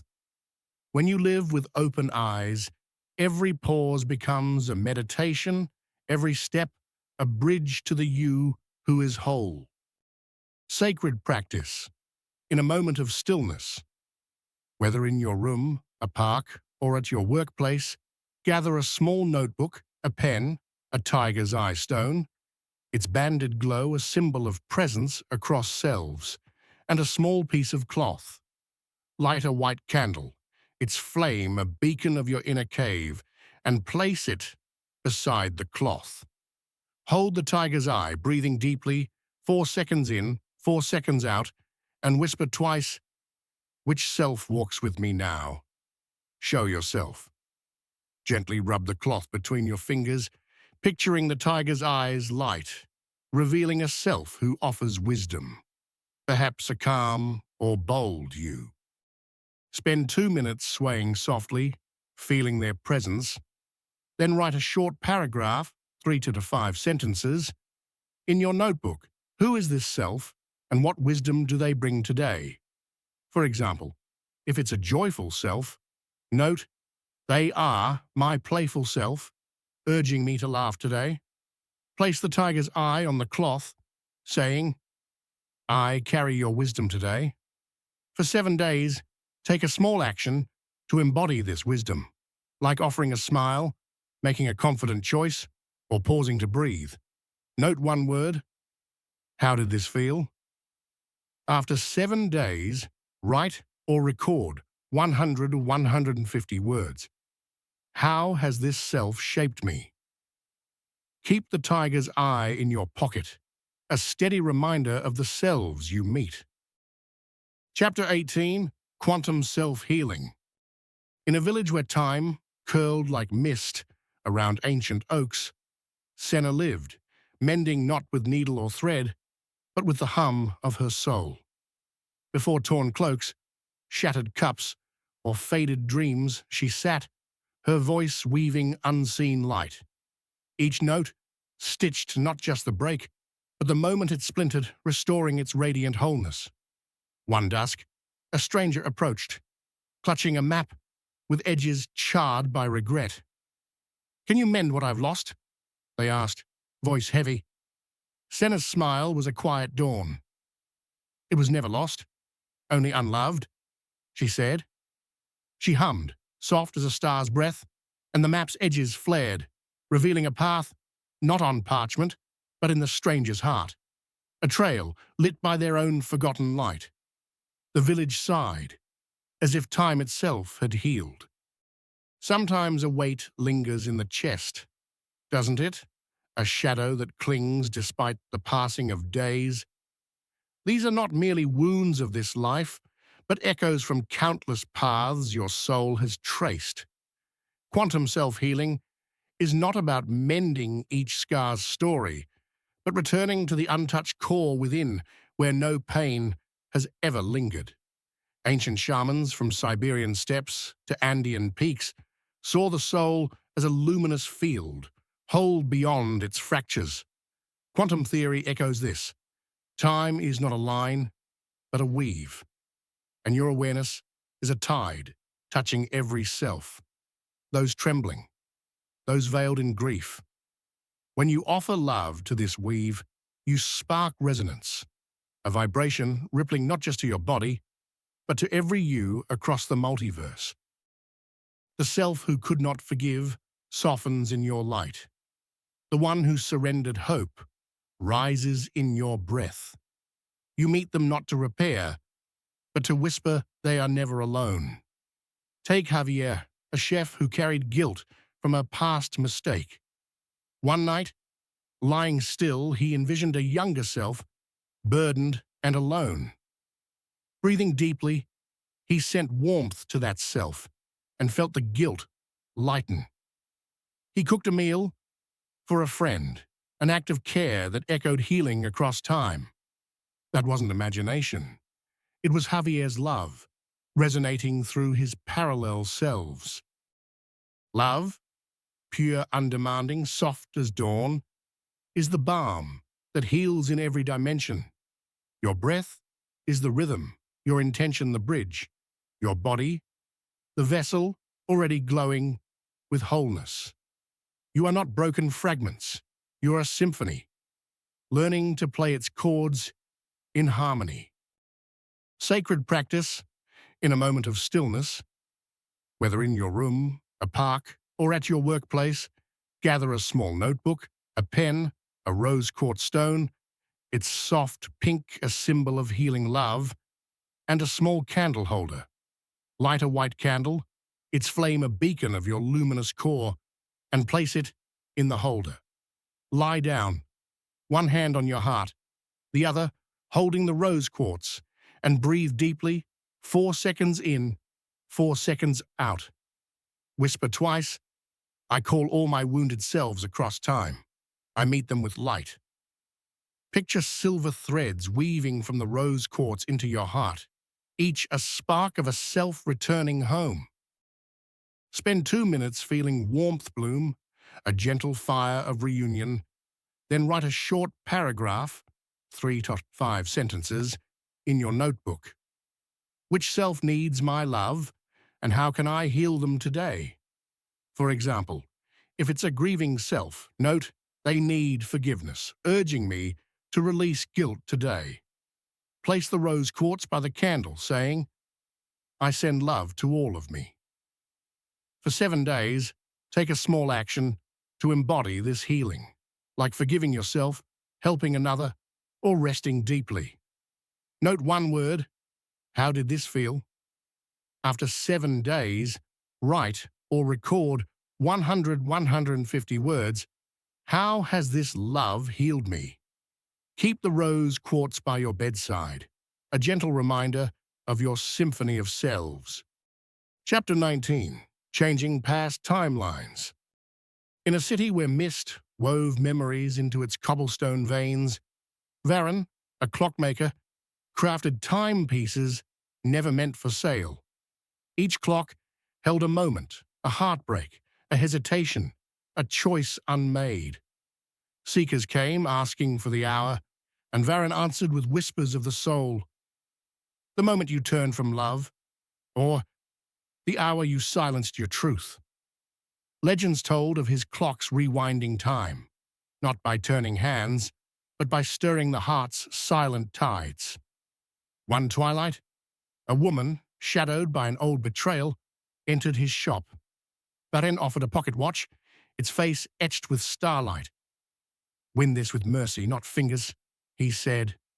She left, the city unchanged, yet within her a new past bloomed, its light softening wounds time had carved. The clocks ticked softer, as if the city itself exhaled. A memory can feel like stone, can't it? Heavy with edges that catch the light of now. Yet in the quantum weave, the past is not fixed. It pulses beside you, a living thread in your soul's vast loom. Ancient Egyptian priests saw time as a spiral, where intent could reshape its curves. Norse seers spoke of the Norns, weaving fate's threads with choices made anew. Your memories are not mere records, but tides, shaped by your fear, your love, your gaze. When you return to a moment, not to judge, but to offer compassion, you shift its resonance, and your present softens. You don't rewrite events, but you reforge their meaning, becoming the witness who sees with grace. The self who faltered in shame can stand taller in your mercy. The you who lost faith can find it in your breath. When you speak to that younger you, whispering, "You are held now," a ripple stirs across the multiverse. Take Nora, a writer haunted by a childhood rejection. One evening, sitting quietly, she imagined her younger self, small and silent. With each breath, she sent forgiveness and felt a lightness spread. She wrote a letter to herself, then shared a story that echoed her healing. That wasn't fantasy. It was Nora's compassion, reshaping a past timeline's weight. You are not chained by memory. You are a portal through which memory finds freedom. Your breath is a pulse, your intent, a starlight bridge. Each act of love you offer your past weaves a present more luminous, a future touched by grace. You are not erasing yesterday. You are illuminating it, singing a new song across the infinite selves you are. Sacred practice. In a moment of calm, whether in your room, a park, or at your desk, gather a small notebook, a pen, a smooth riverstone, its grounded weight, a symbol of reshaped time, and a small bowl of sand. Sit quietly, tracing the stone's surface, and breathe deeply, 4 seconds in, 4 seconds out. Whisper twice. What past moment needs my grace? I enter it now. Picture the stone's weight, anchoring you as you sift the sand through your fingers, imagining a heavy memory, perhaps a regret or loss, softening like grains. Spend 2 minutes feeling this moment shift, then write a short paragraph, 3 to 5 sentences, in your notebook. What do I offer my past self, and how does this change my now? For example, if it's forgiveness, note, I offer mercy to my younger self, freeing me to create today. Place the stone in the sand, saying, I reshape this moment with love. For 7 days, take a small action to embody this shift, like writing a kind note, forgiving a mistake, or embracing a new choice. Note one word. How did this feel? After 7 days, write or record 100, 150 words. How has my past softened? Keep the riverstone on your desk, a steady reminder of the timelines you're reshaping. Chapter 20. Jumping with Intention. In a valley where mist cradled forgotten dreams, the village of Halvarin whispered of a bridge born of fog and resolve, appearing once a century.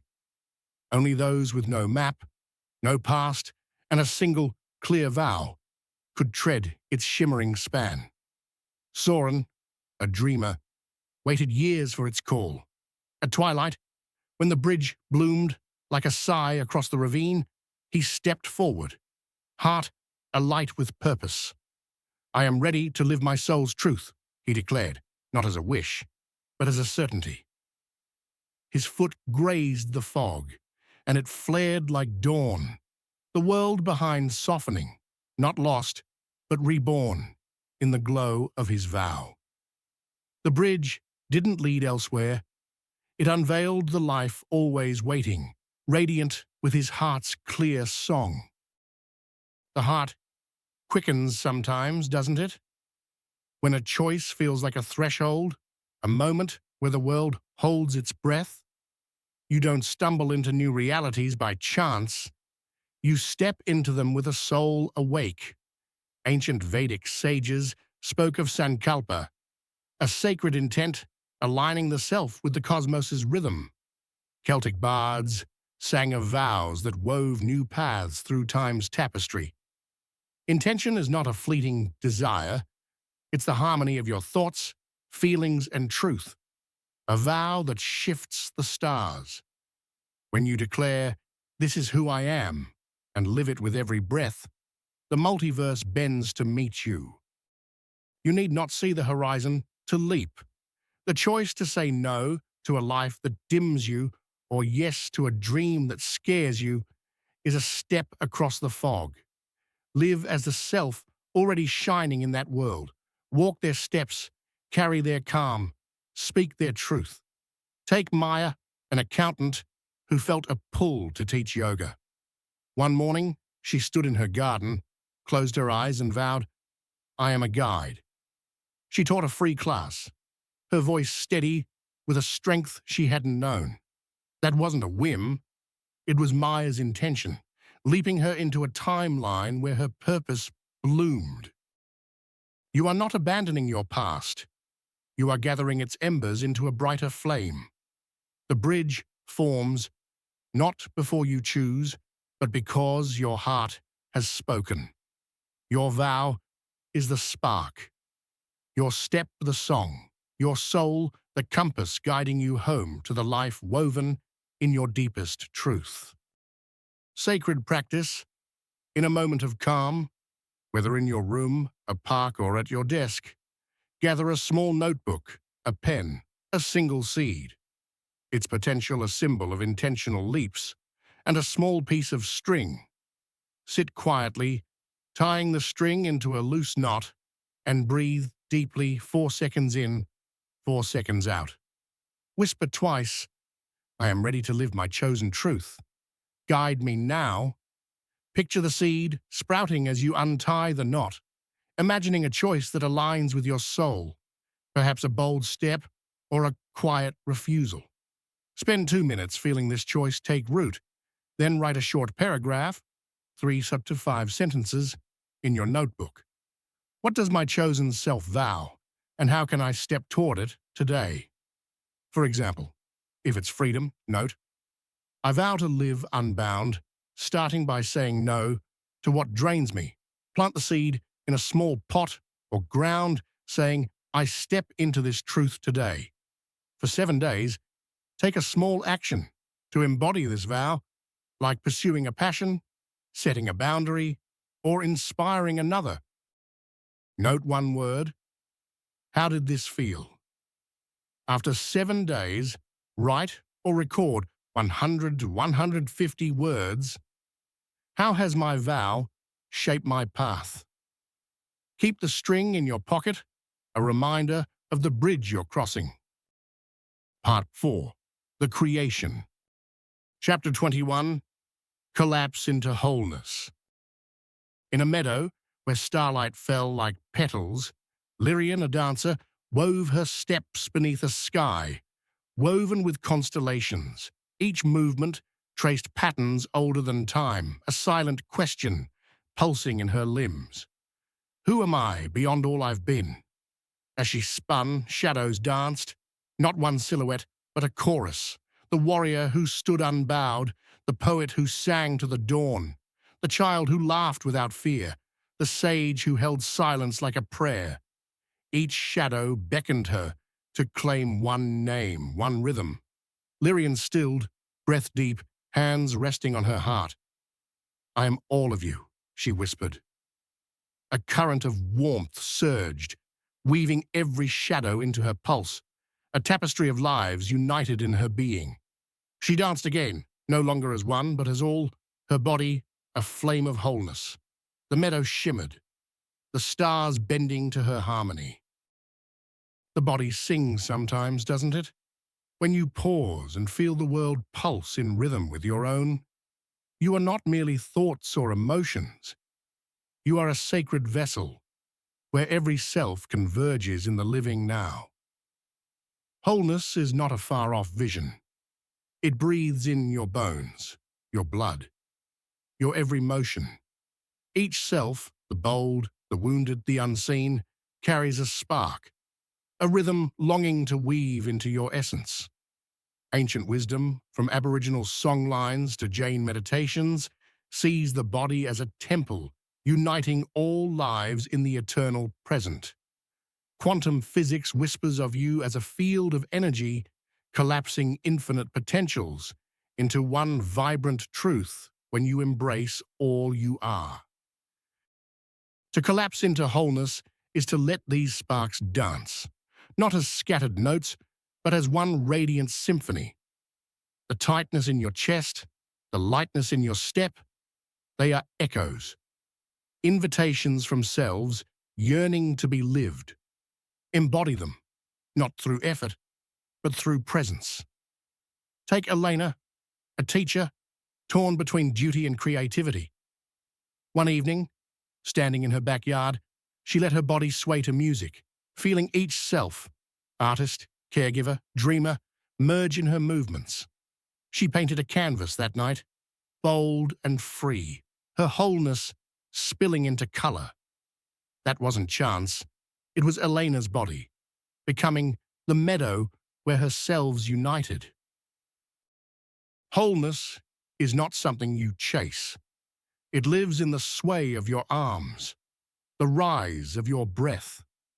When you trust your body's wisdom, you become the dance where every self finds home, a flame, burning with the power of all you are.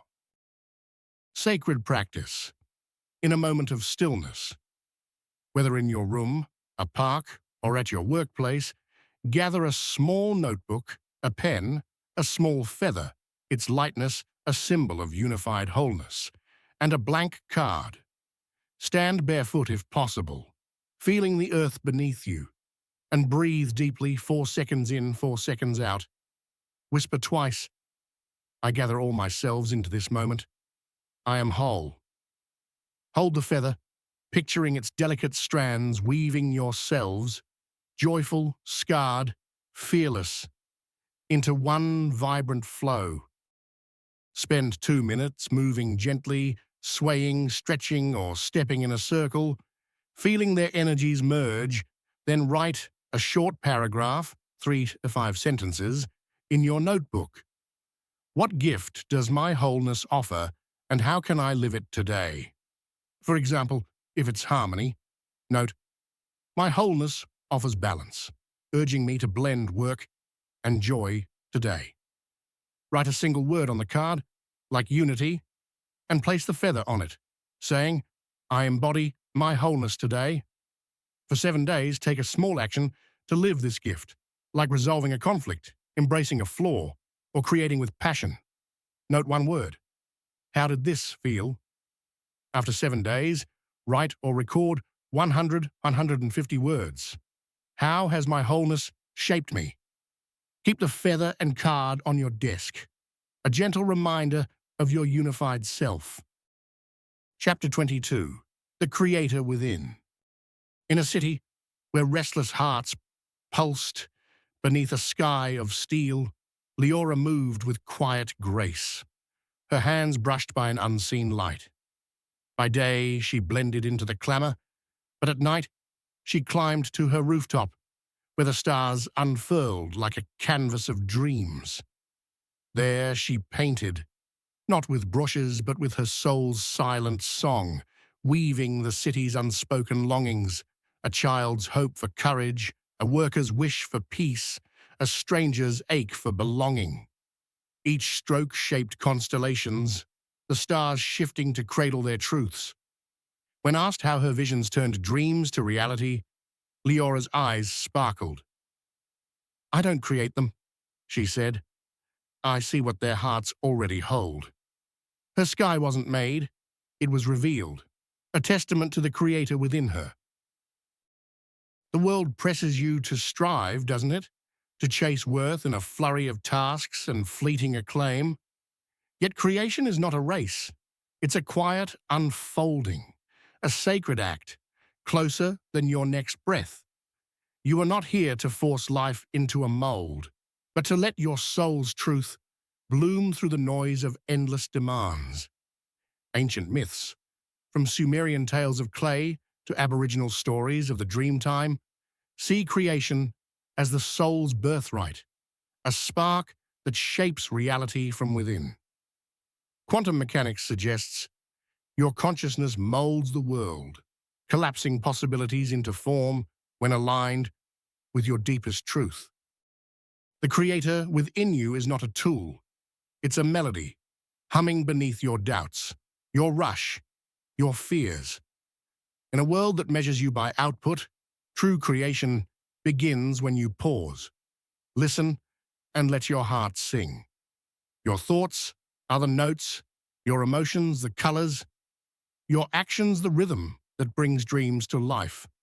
Take Amir, a programmer who felt trapped in routine. One evening, sitting by his window, he closed his eyes and let a vision of teaching children code emerge. He started a small coding club, his passion igniting theirs. That wasn't effort, it was Amir's creator within, weaving a new reality from his soul's quiet call. You don't need permission to shape your world. Creation is not about what you do, but who you are when you align with your truth.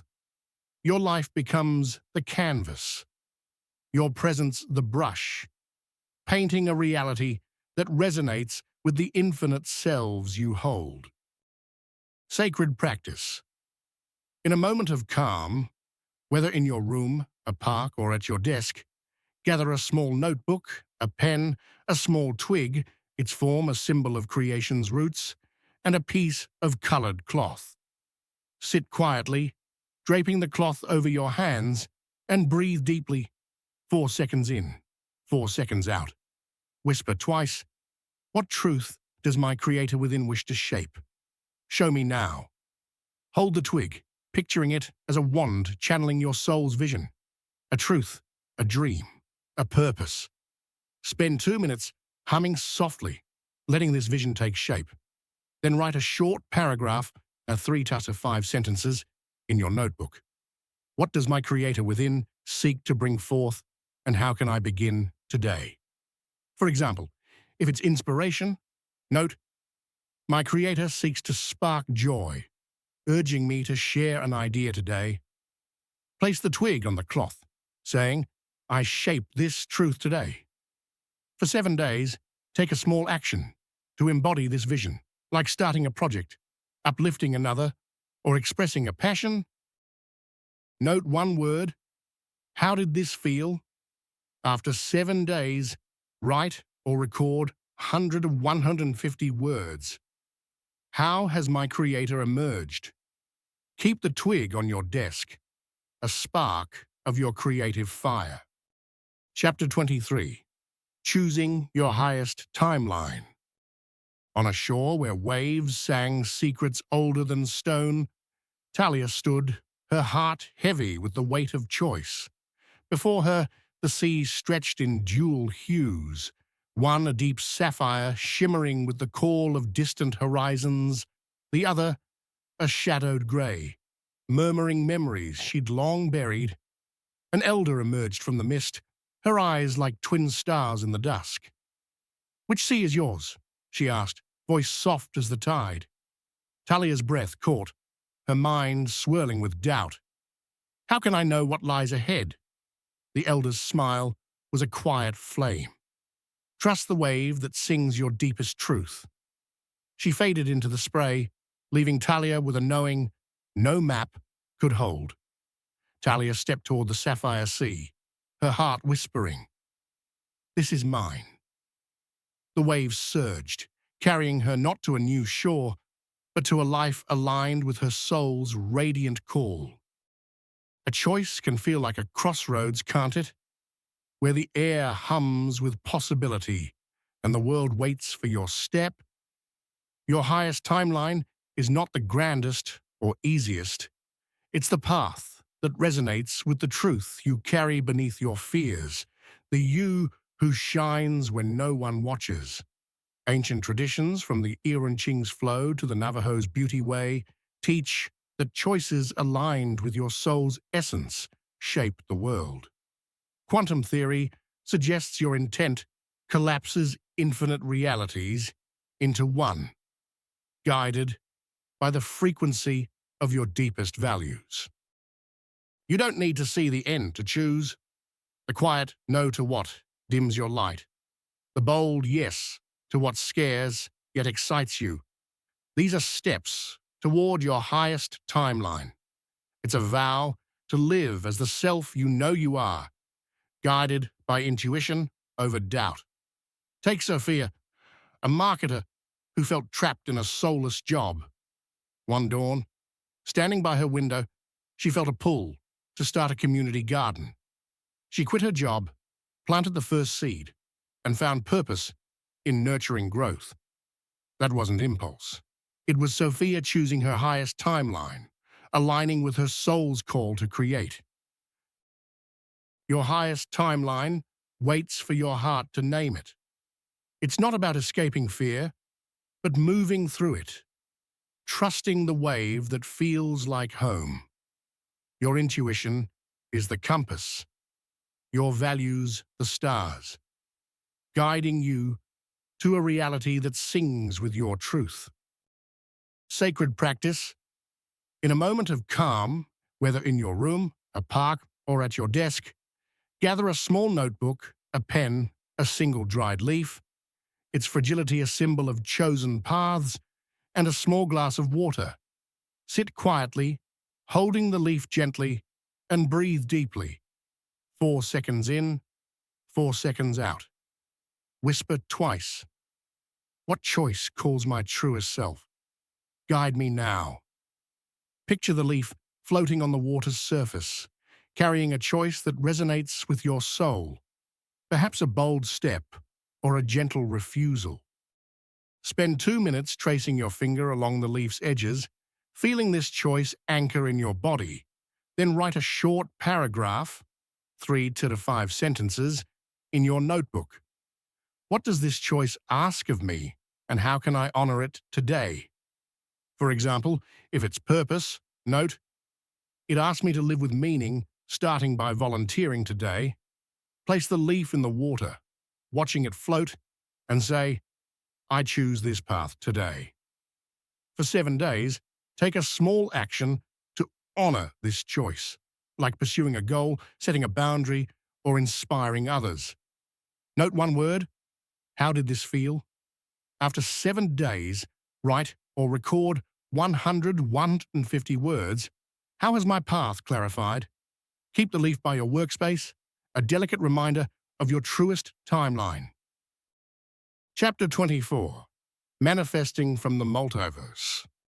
In a village where time drifted like a half-forgotten melody, Seraphine wove tapestries on a loom carved from ancient oak, its threads humming with whispers of unseen worlds. Her creations held visions no eyes had seen, cities of glass under alien skies, faces lit by unknown stars, oceans singing in colors beyond name. Each night, she felt the village's dreams, a boy's wish for courage, a baker's hope for joy, a widow's longing for peace. Her fingers danced, threading their desires into fabrics of starlight. When asked how she wove what she'd never known, Seraphine's smile was a quiet dawn. I don't weave what's here, she said. I weave what lives in other me's. Across worlds my soul still roams. Her tapestries didn't create. They unveiled truths already alive in the multiverse. The heart yearns sometimes, doesn't it? For a life just beyond reach, a dream that feels both foreign and familiar. You are not bound to one path, one fate carved in stone. Your fulfilled self, the you who thrives, loves, and lives whole, exists now in a parallel thread of the multiverse, waiting for your heart to claim it. Ancient wisdom, from Hindu concepts of Maya to Aboriginal tales of the eternal now, sees reality as a tapestry woven by the soul's intent. Quantum physics suggests your consciousness shapes the multiverse, drawing forth realities that resonate with your vibration. Manifestation is not grasping for what you lack. It's becoming the self who already holds it, aligning your thoughts, emotions, and actions with that truth. In a world that glorifies hustle, your power lies in pausing, feeling the pulse of who you are beneath the noise. Take Elena, a nurse who dreamed of opening a wellness center. One evening, sitting under the stars, she closed her eyes and felt herself as that healer. Her heart steady with purpose. She began offering free meditation sessions, her vision taking form. That wasn't wishful thinking. It was Elena, aligning with a multiversal self, manifesting from a reality where her dream was true. You don't force the future, you step into its light. The multiverse doesn't need your pleas, it needs your harmony. When you live as the self who belongs in that reality, the world reshapes, not by effort, but because you've become its song. Sacred practice. In a moment of calm, whether in your room, a park, or at your desk, gather a small notebook, a pen, a small piece of bark, its texture a symbol of multiversal roots, and a blank postcard. Sit quietly, running your fingers over the bark, and breathe deeply. 4 seconds in, 4 seconds out. Whisper twice, "Who is my fulfilled self, and what do they live? Show me now." Picture the bark grounding you as you imagine a radiant you, fulfilled, alive, whole, living a life aligned with your soul. Spend 2 minutes tapping your fingers rhythmically, letting this self's energy flow. Then write a short paragraph, 3 to 5 sentences, in your notebook. What does my fulfilled self embody, and how can I live it today? For example, if it's healing, note, they embody compassion, urging me to help another today. Write a phrase on the postcard, like, "I am whole," and rest the bark on it, saying, "I manifest this self today." For 7 days, take a small action to embody this self, like practicing a skill, sharing kindness, or pursuing a dream. Note one word. How did this feel? After 7 days, write or record 100, 150 words. How has my fulfilled self emerged? Keep the bark by your bedside, a reminder of your multiversal truth. Chapter 25. The Sacred Yes. In a valley where dawn spun golden threads through mist-kissed hills, Leora, a weaver, worked at a loom that sang not of cloth, but of destinies. Each night, under a sky ablaze with stars, she wove alone, her fingers tracing patterns that pulsed with the cosmos's breath. The villagers spoke of her tapestries as holding secrets beyond mortal ken. Yet Leora's greatest work was a single moment.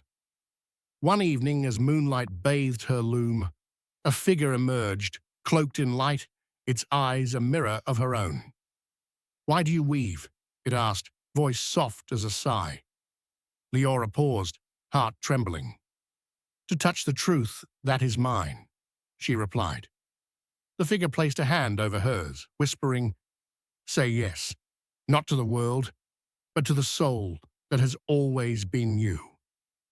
A warmth surged as every thread she'd spun wove into her being. Her tapestries glowed thereafter, radiant with the sacred yes she'd sealed. A moment can feel eternal, can't it? When the world pauses and your heart knows it stands at a threshold. The sacred yes is not a fleeting agreement. It's a divine affirmation of the truest self, the soul that weaves all your parallel lives into one radiant whole. Across the multiverse, your countless selves, dreamer, healer, warrior, whisper their truths, each a thread in your eternal tapestry. Ancient traditions, from the Vedic Sankalpa to the Celtic oaths under sacred oaks, mark this yes as the soul's seal, aligning you with the cosmos. Quantum consciousness suggests your affirmation collapses infinite potentials into a reality that sings your essence. This yes is not to external demands, but to the you who has always been, waiting beyond doubt or distraction. It's the moment you declare, "I am all of me," and the stars shift to honor your truth. Take Marcus, a musician who'd abandoned his art for a corporate job. One night, under a quiet sky, he felt a pull to play again. He picked up his guitar, strummed a chord, and said yes to his creative soul. His music flowed, inspiring others. That wasn't nostalgia. It was Marcus's sacred yes, aligning him with a multiversal self who never stopped singing. The sacred yes is your vow, your seal, your song. It doesn't erase the past or chase the future. It unites all timelines in the now, where your soul shines whole. Trust this moment, and the multiverse bends to your radiant truth. Sacred practice. In a moment of calm, whether in your room, a park, or at your desk, gather a small notebook, a pen, a small key, its form a symbol of unlocking your truth, and a piece of white thread. Sit quietly, holding the key, and breathe deeply, 4 seconds in, 4 seconds out. Whisper twice, "What is my sacred yes, and how does it align me?" Reveal it now. Picture the key unlocking a door within, revealing your truest self, perhaps a creator, a healer, or a guide. Spend 2 minutes twirling the thread between your fingers, feeling this self's truth settle. Then write a short paragraph, 3-5 sentences, in your notebook. What does my sacred yes affirm, and how can I live it today? For example, if it's authenticity, note, "My yes affirms my true voice, urging me to speak honestly today." Loop the thread around the key, saying, "I seal this yes today." For 7 days, take a small action to embody this yes, like expressing a truth, pursuing a passion, or standing firm in your values. Note, one word, how did this feel? After 7 days, write or record 150 words. How has my sacred yes shaped me? Keep the key in your pocket, a spark of your soul's eternal truth. Chapter 26. Living as the Integrated Self. In a forest where moonlight wove dreams into the night, Vera, keeper of stories, tended a library older than the stars. Its shelves held not books of ink, but living tomes, each a chapter of her selves. The warrior who stood resolute, the poet who wove light into words, the child who danced with the wind, the sage who listened to the void. For years, Vera read them as separate tales, each pulling her in a different direction. One dusk, as starlight spilled through ancient windows, she paused. The tomes hummed, their voices no longer apart, but one. "We are your harmony," they whispered. Vera closed her eyes, breathing, "I am all of you." The library glowed, not with light, but with a warmth that wove every story into her soul. She stepped into the night, no longer a keeper, but the living song of her integrated self. The world feels different sometimes, doesn't it? When your steps carry a quiet certainty, as if all parts of you move as one. To live as the integrated self is to embody every you, the dreamer, the wounded, the bold, in the rhythm of your days. Your soul is not one note, but a symphony, each self lending wisdom to your words, your work, your presence. Ancient traditions, from the Taoist balance of yin and yang to the African concept of Ubuntu, see the self as a chorus, harmonized in the now. Quantum entanglement suggests your essence spans all realities, uniting them when you live as one. Your poet softens your voice in conflict, your warrior steadies your resolve, your child lights your joy. In a world urging you to choose one role, you are vast, a tapestry of selves woven into every act. Take Aisha, a social worker juggling roles as mother and advocate. One morning, she paused to breathe, feeling each self, nurturer, fighter, dreamer, merge. She spoke with new clarity at work, her presence a bridge for others. That wasn't effort. It was Aisha living as her integrated self, her wholeness, shaping the world. You are not hiding yourselves, you are their harmony. Each choice made with love, each moment met with grace, is a note in your soul's symphony, resonating across the multiverse. Sacred practice. In a moment of calm, whether in your room, a park, or at your desk, gather a small notebook, a pen, a small pressed flower, its delicate form a symbol of integrated harmony, and a square of plain paper. Sit quietly, holding the flower, and breathe deeply. 4 seconds in, 4 seconds out. Whisper twice, I live as my integrated self.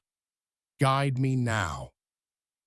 Picture the flower's petals uniting yourselves, joyful, scarred, wise, into one radiant whole. Spend 2 minutes pressing the flower gently between your palms, feeling their energies align, then write a short paragraph, 3-5 sentences, in your notebook. What does my integrated self offer today, and how can I live it? For example, if it's balance, note, my integrated self offers harmony, urging me to blend strength and softness today. Place the flower on the paper, folding it into a small square, and say, I am all of me today. For 7 days, take a small action to embody this harmony, like speaking with kindness, balancing work and rest, or creating with joy. Note one word. How did this feel? After 7 days, write or record 100 to 150 words. How has living as my integrated self transformed me? Keep the folded paper with the flower in your workspace, a reminder of your soul's symphony.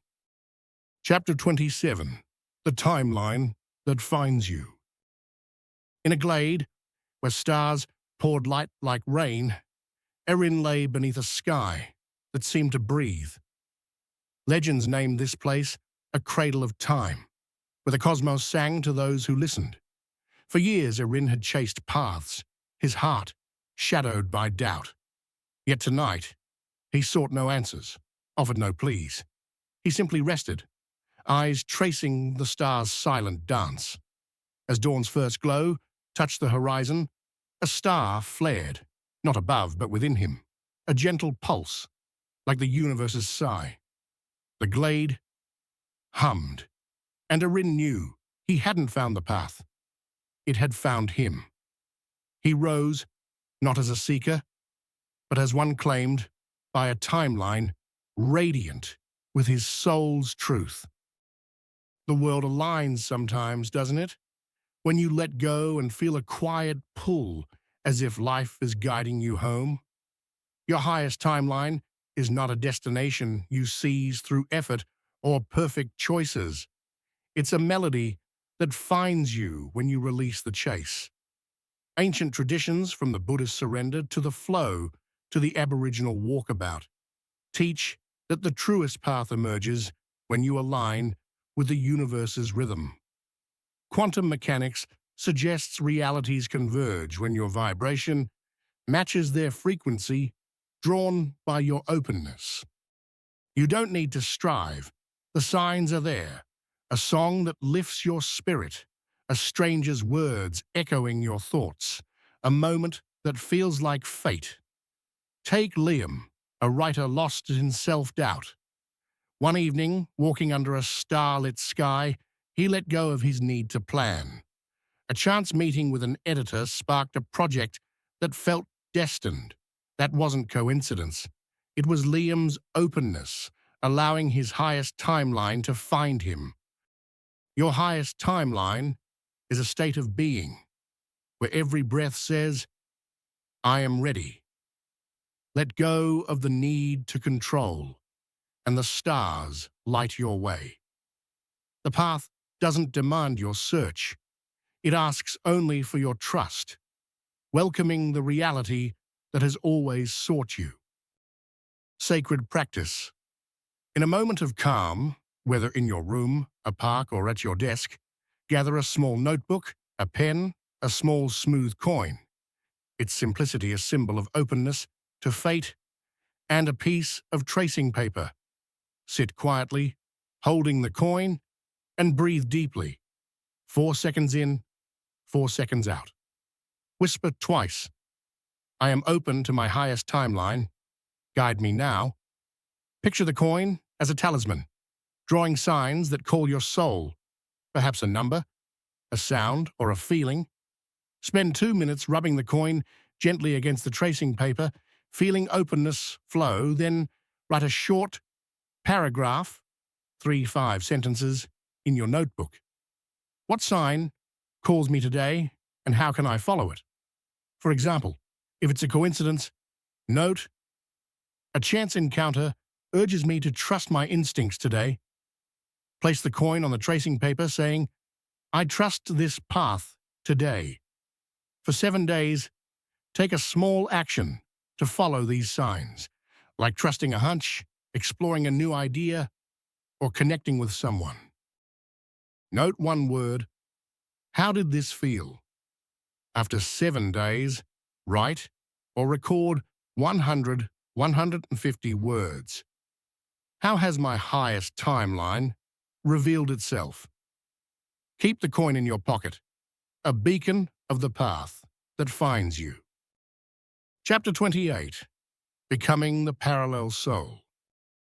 In a grove where mist and memory entwined, the weaver tended a loom that held no thread, only light, shadow, and the pulse of countless lives. Her hands moved, shaping not cloth, but timelines, each weave a story of a self she'd been or might become. A seeker arrived, heart heavy with questions. Which version of me is true? He asked. The weaver smiled, placing a golden spark in his palm. The one who weaves, not chases, she said. He gazed at the spark, feeling every self, lover, wanderer, sage, merge into a single, radiant whole. As he breathed, the grove shimmered, time softening, space folding. He was no longer one version, but the parallel soul, a symphony of all he'd ever been, stretching beyond name or form. The universe whispers sometimes, doesn't it? When you stand still and feel your presence ripple beyond your skin. You are not merely this moment, this name. You are the echo and the origin, the dreamer and the dreamed. To become the parallel soul is to expand into the infinite you, weaving every self, past, present, parallel, into a singular luminous essence. Ancient wisdom, from the Upanishads' unity to the Aboriginal eternal now, sees the soul as a boundless field, holding all lives in one breath. Quantum theory suggests your consciousness spans dimensions, uniting them when you embody your vastness. You no longer ask, what is my purpose? You are the field where purpose blooms. Each step carries the weight of stars, each word shapes the air.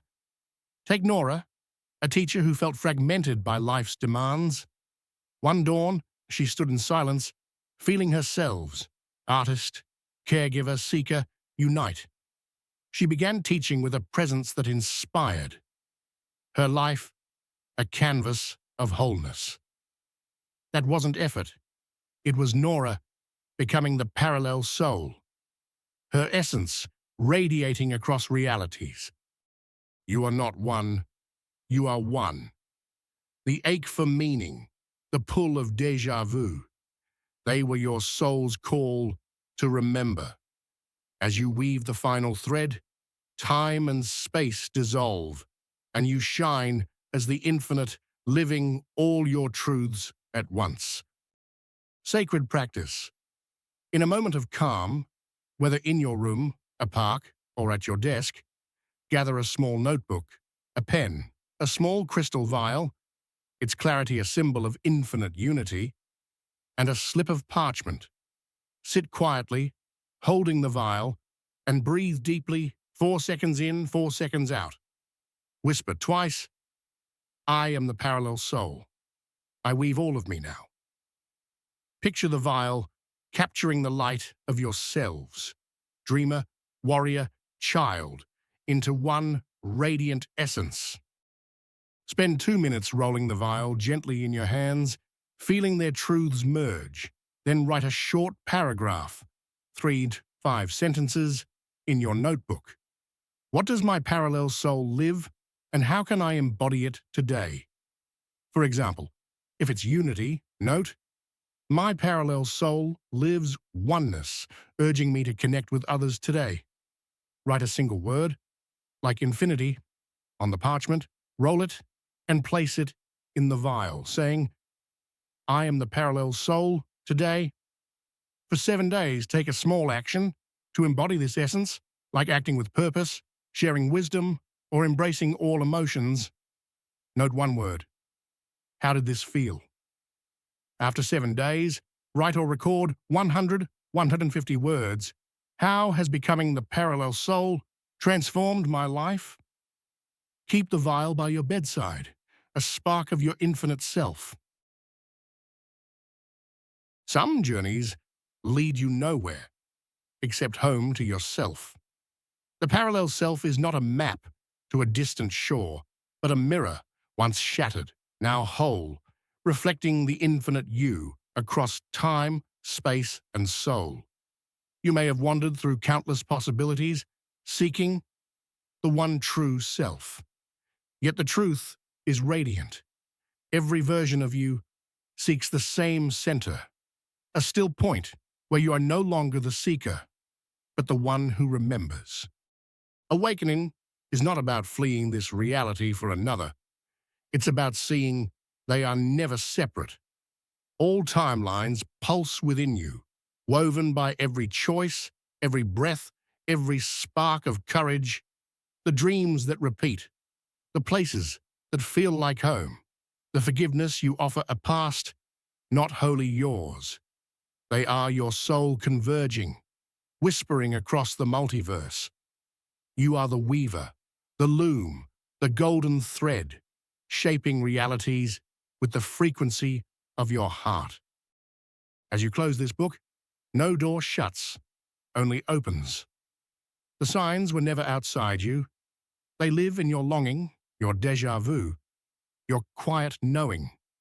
You don't become someone new. You remember the one you've always been.